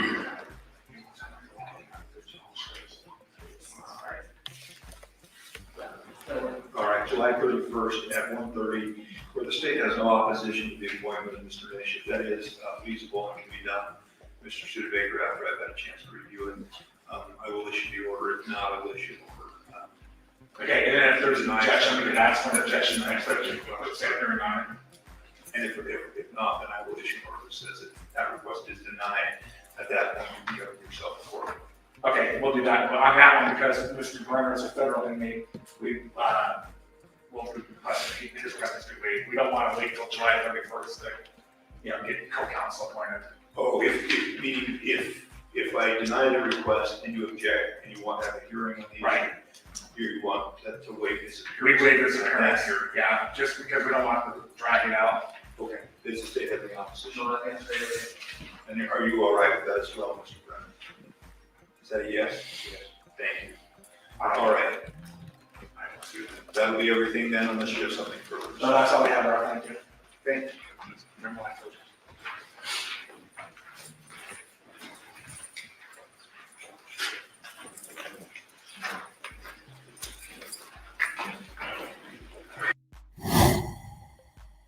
Okay. Your thoughts about today's hearing?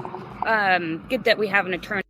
All right, we are backstage at CrimeCon, and probably one of the people I know best here, unfortunately, but I guess fortunately, unfortunately, Candace Cooley is here. Candace, why are you here at CrimeCon? We're here to bring awareness for Dylan's case and keep pushing forward, try to help other families. We've met an amazing group of people that there's so many stories like Dylan's that haven't got any attention. I mean, Dylan's got some, but not what it should have. But there's some people fighting that they get nothing. And we want to bring the awareness and try to help these people get some help. Now, is there anything new that you can tell our audience? So as of right now, we're waiting for a hearing on October 2nd. We honestly don't know what this hearing is going to be.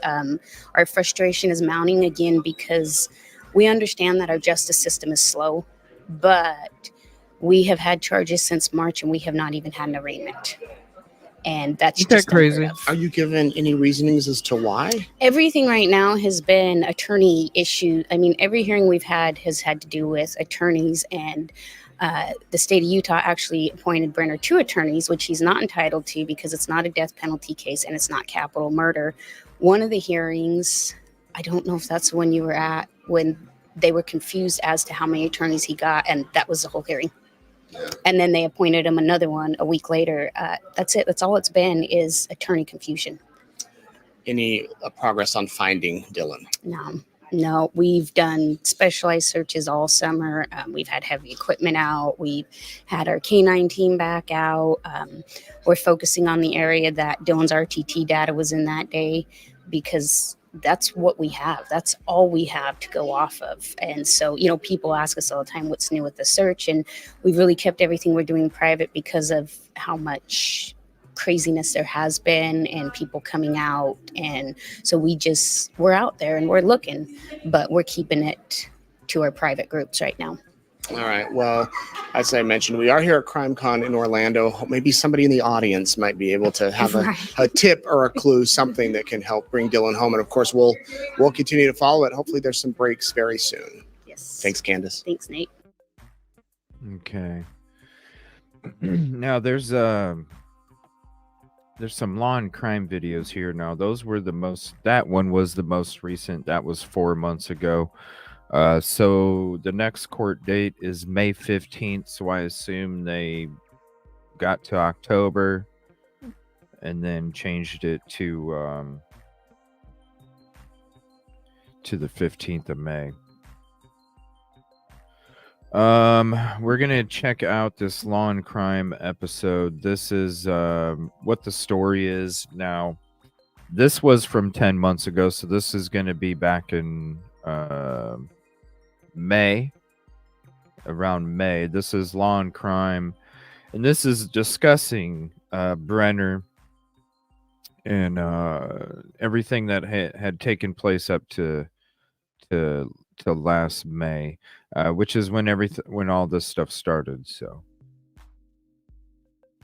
we'll check out this law and crime video here. I fully grasp what's happened. Sometimes yesterday hit me pretty hard coming back from Lucien. We do a breakdown of the chilling case of Dylan Rounds, the teenage farmer who suddenly disappeared. I just don't understand why. Then we bring in legendary homicide detective Phil Waters to discuss the criminal case against the man allegedly responsible. You know what I'm saying? Like Welcome the dude Sidebar, should have been arrested right then. Makes no sense. And the fact that the family is not I don't understand it. And thank you all for being here. I know that it's not Idaho 4, and if it's not Idaho 4, there's not much attention, but this stuff's important too. We'll be having an Idaho 4 show later tonight. Of Dylan Rounds and what we know so far in this criminal case. So Dylan Rounds was It doesn't make any 19-year-old sense. farmer originally from Idaho that decided to start a whole new life out in Utah. Pretty amazing to think about that. And by all accounts, he loved farming. He had a true passion for it. In fact, Law and Crime Network Sierra Gillespie actually interviewed Dylan's parents, Justin Rounds and Candace Cooley, and here's what they had to say about their son. Dylan from the time he could toddle around with his dad and his grandpa, that was just it. We knew, he was going to be a farmer and that's what he was going to do. I mean, his hobbies were farming. It sounds kind of odd. It is kind of odd a little bit, but that's what he liked. Since he was little, that's all he ever wanted to do. Dylan was pretty go-getter and hard work didn't bother him. What's up, Crystal? Typically. It was absolute truth. So when he turned 16 and got to go do that stuff, it was better than getting his driver's license. Just to be able to go work on a farm. But he was just a worker. He was just a good-hearted worker. That's all he, ever wanted. Now, according to his family, Dylan saved up money from fixing up tractors, doing custom work, selling, trading farm equipment. And he actually bought himself a farm down in Lucien, Utah with his grandfather. And that's pretty amazing to think about someone doing that, a teenager doing that. But apparently, again, he had this love for it. Now, Lucien is in Box Elder County. This is near the Utah-Nevada border. So let's go to May 28th, 2022, when everything just changes. This is right when Dylan's first crop was to be harvested, by the way. He's right at the start of this. So Dylan speaks with his grandmother on the phone on that day. And when they hang up, that is the last time anybody heard from him. He just suddenly disappears. 2 days later, Dylan's mother reports him missing, as this comes after not hearing from him, and especially after they discover something very important. It was Monday that Dylan's best friend called me and said, "Have you heard from Dylan?" And I said, "Well, no, I talked to him on Thursday." And he says, well, kind of told me Karen said I talked to him this day. And so I called him, and I'd called and texted him a couple times and didn't hear anything back over that weekend, which was nothing out of the usual. I knew he was planting. It was nothing for Dylan to break a phone, not have a charger, you know, nothing out of the ordinary, until myself, his father, grandma, grandpa, friends, everybody kind of started talking, and nobody had heard from him. And that was not normal. So that's when we all headed to Lucid to go see what was going on. It's because he wouldn't have left his boots there. They weren't old, they weren't bad. I mean, old and worn out for Dylan would be basically his toe sticking through a hole. I mean, there would have been no reason for those boots to have been in my mind at all. But it's when we found the boots. When we found the boots, there is no other explanation for them to be out there besides Brenner put them out there. And the only way you would get Dylan's boots off of him is if he was not alive to keep you from doing it. And that's when we knew. Now, apparently, local law enforcement didn't take this seriously. That's according to Dylan's family. Makes no They sense. say that the sheriff's office told them that they thought Dylan might have just gave up farming and wandered off. They even said that the police mocked them for their concern, and that officers didn't want to make the long drive to the farm to check out what was really going on. Are you fucking But serious? eventually, that changed, and law enforcement actually began to look more into Dylan Round's disappearance. And in July, Didn't want to make the long drive? Do you know who pays for your fucking gas? Do you know who pays for those fucking vehicles you drive? Who pays your wages to sit there at the fucking desk?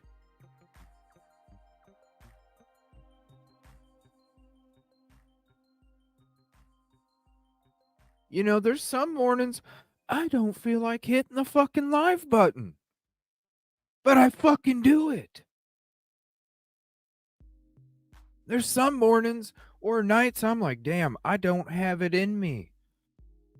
I don't have it in me because of whatever else is going on in my personal life. I don't have it in me to be all happy and not negative and all this other shit. I don't have it in me. I fucking hit it anyway.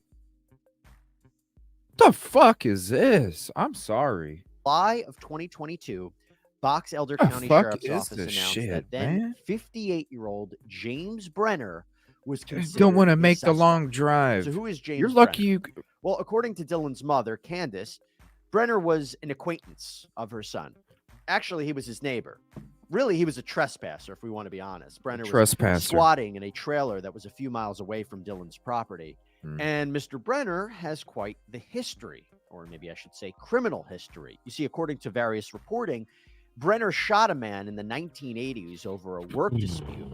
And back in 2012, Brenner was sentenced to over 2.5 years in prison for illegal possession of a firearm because he was a convicted felon.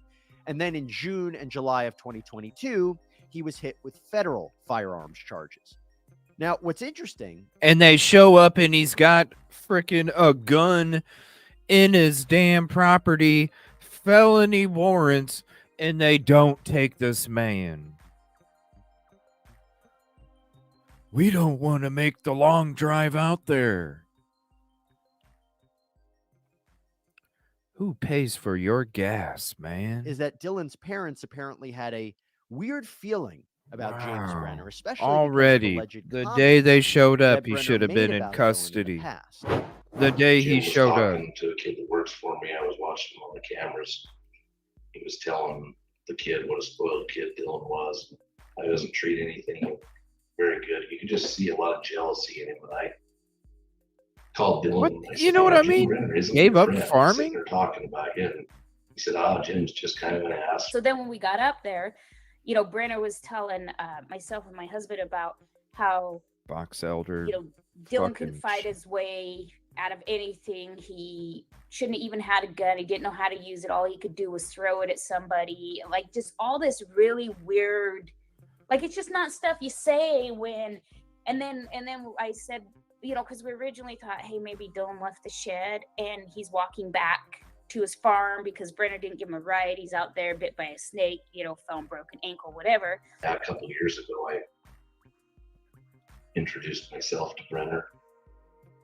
He was at my grandpa's house. My son had bought a bunch of pigs, and across the road from my grandpa's house was a vet clinic, and Jim Brenner was there. I was pretty upset that they bought the pigs and brought them to that property, and I was pretty upset when I left. And Dylan texted me and says, Jim Brenner's going to shoot you, and he's going to do, he doesn't like to be talked to like that.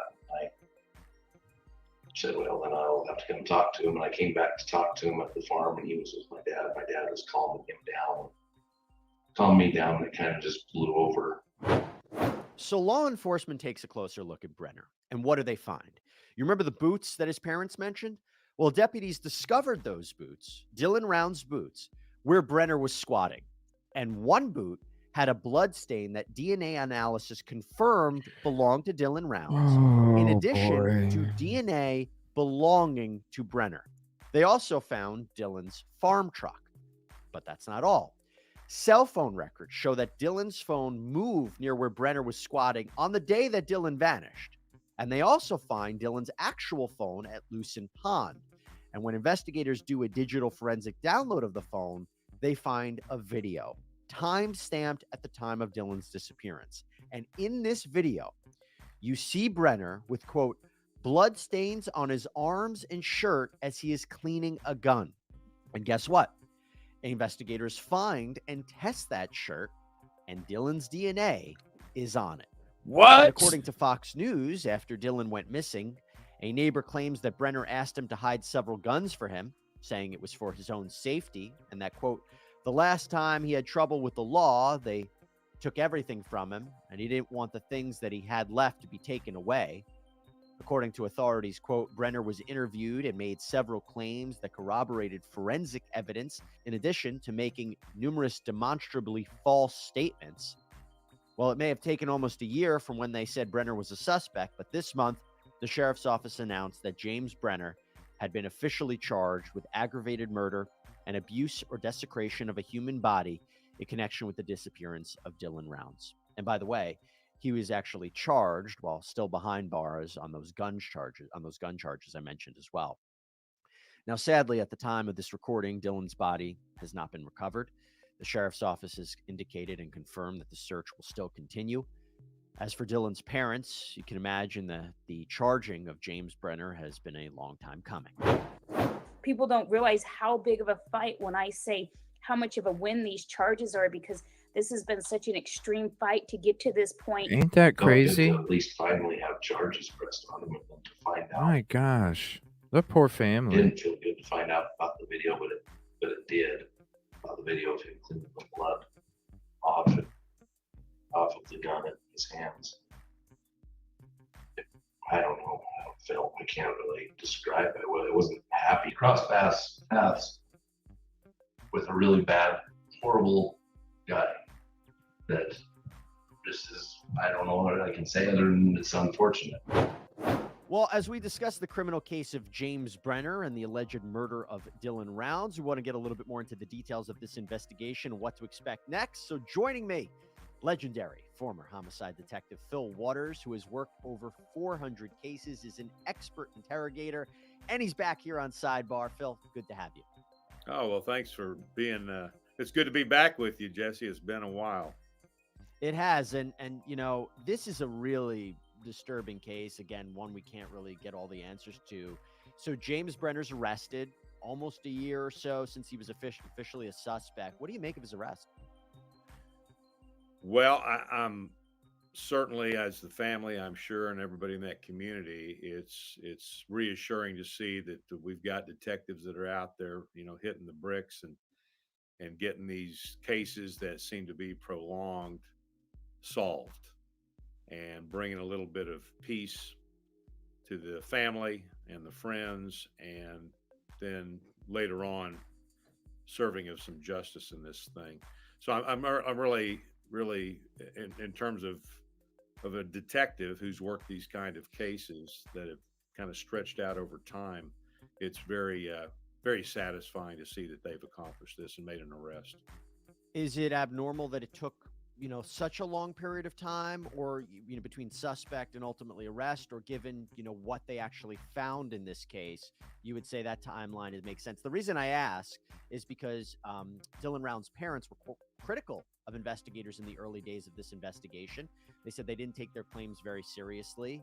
Then they obviously did, and now they seem to have built a pretty strong case against Brenner. So the time between when he was a suspect and the arrest, is there anything that you look at as maybe a little strange?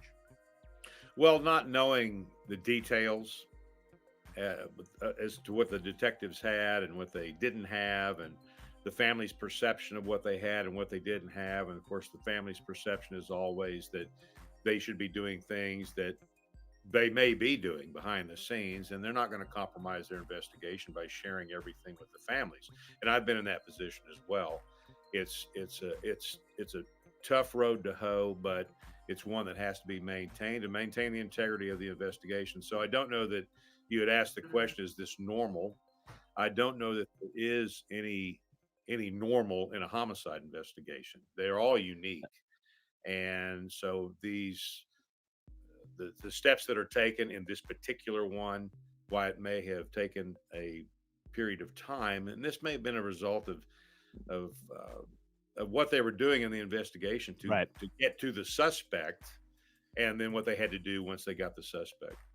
So let's talk about the suspect and why he might have allegedly done this. So the parents have theorized that maybe there was bad blood built over time. Maybe there was a snap. I believe Justin Rounds, Dylan Rounds' father, says that there was nothing to gain over killing his son. And they got the impression that based on past experiences that Brenner maybe, was not a guy to mess with, and maybe they had some sort of beef. I mean, that's the part that he already told his dad. Here. Does any of that make sense to you? Because he's got a fucking anger problem. My understanding of reading what I read about this particular case, got an anger problem. Character was squatting on their property, on their land, and for lack of a better term, that's the way it was described, that he was squatting, which means he's occupying the land, and not in a legal sense, but the laws allow this type of activity to go on. And Dylan finds him, and he's out there. My impression certainly of this young man is he's a hardworking guy. He's it appears to me that he is mature beyond his age, 19 years old. So he's out there working hard. He comes across Brenner. They are acquaintances of some kind. I know that in one of the reports it was talking about him being a family friend, but then No, they had worked together before in Montello, Nevada. Come on, bro. It don't take that long to look up shit. I mean, hell, we just looked it up today. You know what I'm saying? Take fucking 30 minutes and prepare for your fucking show on law and crime. 30 minutes to prepare, dude. Come on. Family says, no, that's not true. He was somebody that was known. 30 minutes. And so forth and so on. So when these things happen, I've said it before, it's either sex, drugs, or money. And this is going to be the money aspect of this thing. And that Dylan is out there trying to develop this property. He's trying to No, I don't know. What it sounds to me is like the dude had an anger management problem. He's been proven to have an anger management problem. He has a problem when it comes to decisions and accountability. So that's why he feels like he can just shoot people. Dad already has an issue with Mr. Man because they got pigs that needed to go to a vet. So he's probably like, why are you bringing these pigs that are already sick to my farm that can then affect my other animals and then affect all of, you know what I mean? Hey, it's a good deal. I know, he probably got talked into it being a young 19-year-old kid. Probably got talked into it. Hey, it's a good deal. Trust me, I know more than you. I've been around in this. Trust me, it's a good deal. You buy them at this, it's just, it ain't nothing. I wouldn't worry about it, because he probably got a cut out of that fucking pig deal, I bet. A little side cut that Dylan didn't even know about. Hey, man, I need somebody to buy these pigs, and, it's like bad stocks. I need somebody to buy these pigs. I'll sell them on the cheap. I just got to get rid of them, and I can't have a loss. I can't have a total loss. You know anybody I can bamboozle? Sure.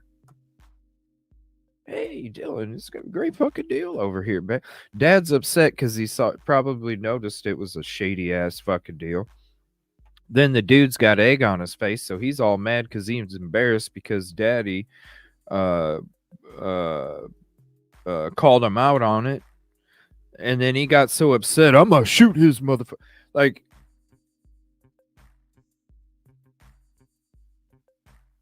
this is it's nothing but injustice for this family ever since the beginning when they said, we don't want to make that long drive out there. Well, it's your fucking job.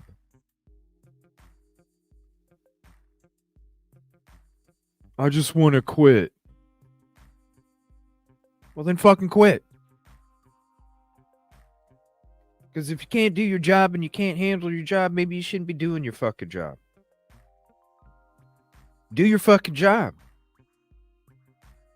You think everybody wakes up every fucking day and says, I want to do my fucking job? No, they don't. But you fucking do it. You fucking do it. And the fact that you got people sitting on their fucking ass and they don't want to drive 150 fucking miles for something that they're supposed to do in the first place. Who the fuck are you? Who the fuck are you to sit there and tell some family, I'm not going to drive 150 miles even though it's in my jurisdiction? Even though your funding pays for the fucking vehicles we drive and pays for our meals and pays for our uniforms and pays our wages and pays all of this shit. All of the shit that you get in return for being a part of that. Because there's perks. Let's be honest. There's perks. So you're going to enjoy all the fucking perks while you don't have to do none of it. It's a bunch of bullshit. And the fact that they're allowed to do, I just don't understand it. How can a community sit back and vote these fucking people into their positions? If an airplane mechanic shows you, hey, I'm supposed to work on it, but you know what? I don't feel like working on it today. That's a job that's going to take about 6 or 7 hours, and I just don't feel like doing it.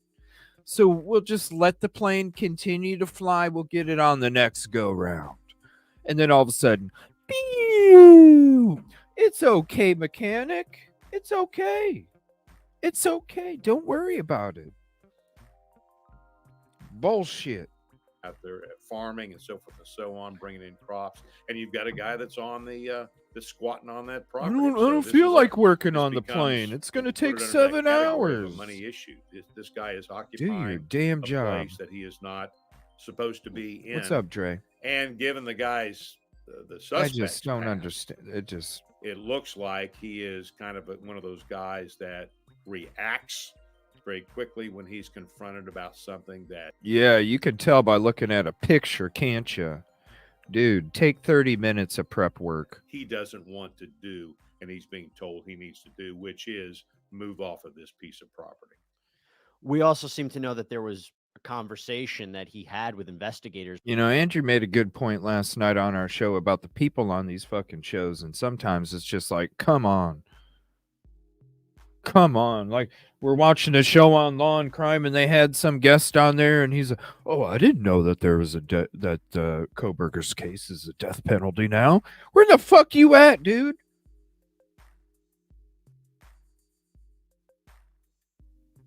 You know, I do way more fucking prep than I even need to because I never want to not be in a position where I'm not prepared. I do crazy amounts of prep work that I don't ever end up fucking using.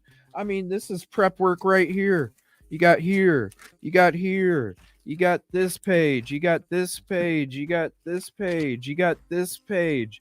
You got this page. You got this page. You got this page. You got this page. You got this page. You got prep that I don't even fucking use, but I want to make sure that I'm prepared for every single thing. And this is the kind of effort that you get from these humongous fucking platforms. I don't understand it. That he made false statements to them and that whatever he said lined up with the forensic evidence that they have. What do you think that those conversations were in that interrogation room? Well, in that interview, I would, of course, having not seen it, but reading kind of what's going on here, my impression would be that he made some admissions in the room perhaps not a. I don't know. I mean, I've heard this guy before and he's good, but it's just like, dude, take the 30 minutes to do prep. It ain't even that much. You're only going to be on the show for 10 minutes, bro. You ain't got to do all of this prep. You ain't got to do all of this prep. You ain't got to. You're only going to be on for 10 minutes. Why does Jesse even have it? What? What's up, Jesse? You still ain't talking about the DNA dirty glove, bro, and Don Daniels. Why? Full confession of any kind, but he did make enough admissions that led those detectives to where they needed to be. So when they started down that road with him, they're able. Bro, it came out a month before you did this fucking show about the cell phone evidence. Bro, a month before you hopped on here, they did a show and they released the information about the cell phone video, the blood, come on, man. Able to take some of the admissions that he made, and then later on, it's ridiculous. They're able to affirm those things with some physical or forensic evidence. And let's talk about the forensic evidence, because according, again, I think it was Dylan Round's mother who said this is a really strong case. She would be shocked if there wasn't a conviction. Obviously, we have to see what the whole evidence is and what the case would look like and what the defense would be. But from what we know so far, the DNA is pretty strong. I mean, particularly if they have a video of the defendant with blood on him, they find the shirt and has Dylan's DNA on it. That feels like, great police work. And I'm not sure where a defense attorney can go, because it seems like the phone records and the DNA are pretty strong. Walk me through, what do you think that was like for investigators to gather that material? Well, that's all about finding those clues that lead them to where they need to be, finding that evidence that leads them to where they need to be. All right, that's just some obvious shit. We're done with that. I'm going to share this channel. Thank you, Kelly. I appreciate the link. Kelly Milla for the link. Here is this channel, Earthworm. What? Earthworm Infotainment. That's a weird name. Okay. But they're the ones doing the searches for Dylan Round. So if you go to their videos, there's the latest one, Underground Railroad Cars. It makes me wonder. You got the story with the horse, you got the boots, being found. You got the here's this right there. You got the story of the boots being found a distance away from the property. You got his blood on the boot. You got Dylan's blood on his shirt, the shirt that he's wearing when he's cleaning blood off of it on the cell phone video.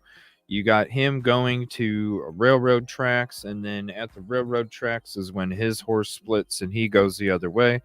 Why you don't chase down that expensive investment, I don't understand, because it is an investment. As much as it may be a pet, it is an investment, and you don't just let that. I mean, I don't have a fucking horse. You know what I mean? Like, this shit's not cheap. Trying to take care of one is not cheap. So it's an investment, and you're not even going to try and chase down your investment. To me, it sounds like dude had him on a horse. The boots came off from riding on the horse. The DNA or evidence was on the fucking horse.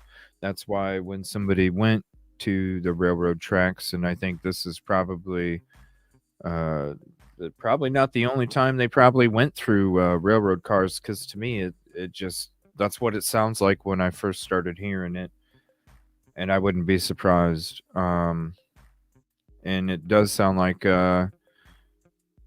maybe he was put, according to the family, he was put somewhere in a certain location until James figured out what he was going to do, and then that's what took place.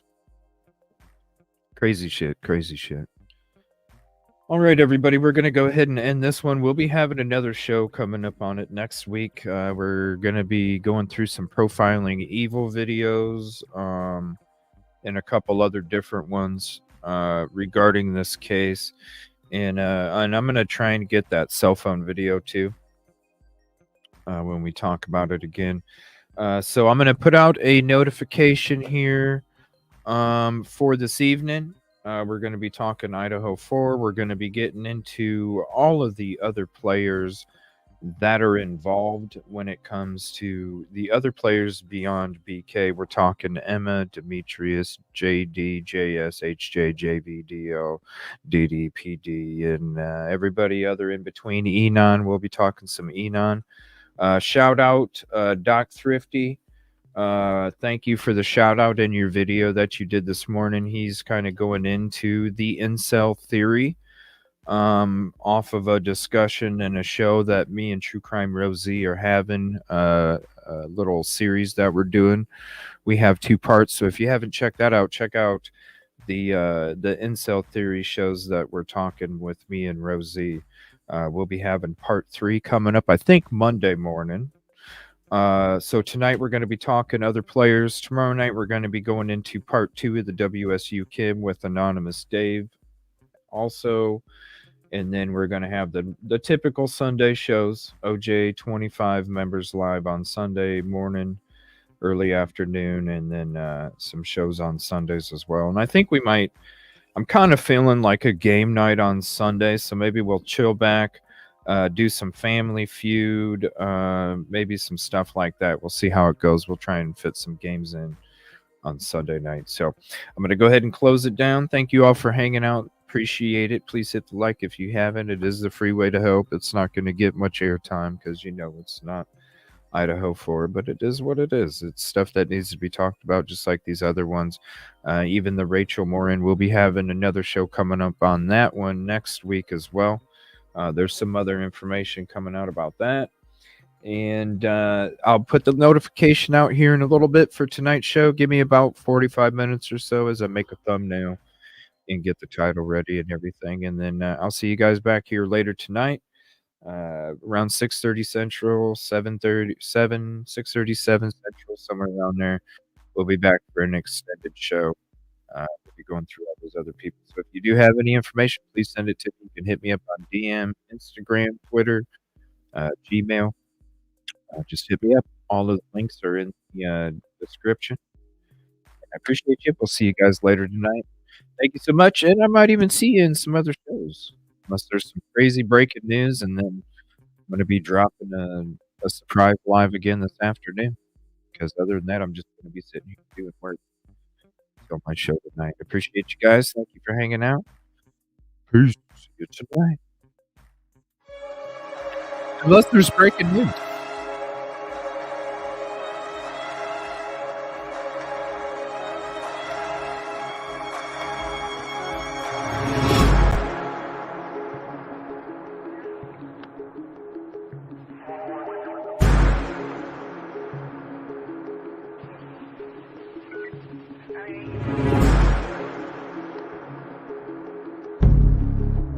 Someone shot there.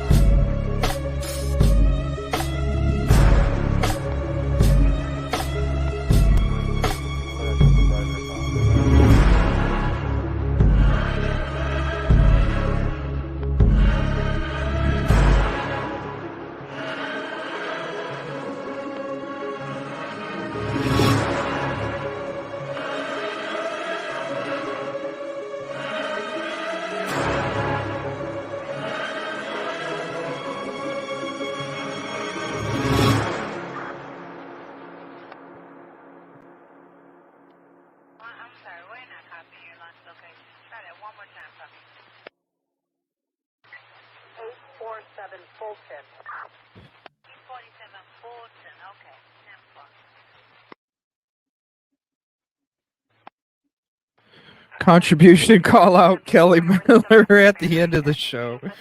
Thank you so much for the $2.99.99 super chat. Appreciate your hard work. Thank you so much for everything you do, the true crime community. Sneaking that in at the end of the show. I appreciate you so much. Thank you, everybody.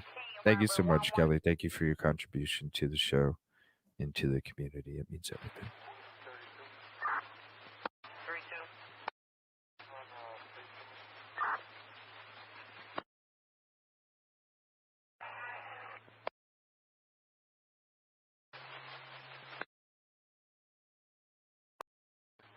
You guys are okay over there?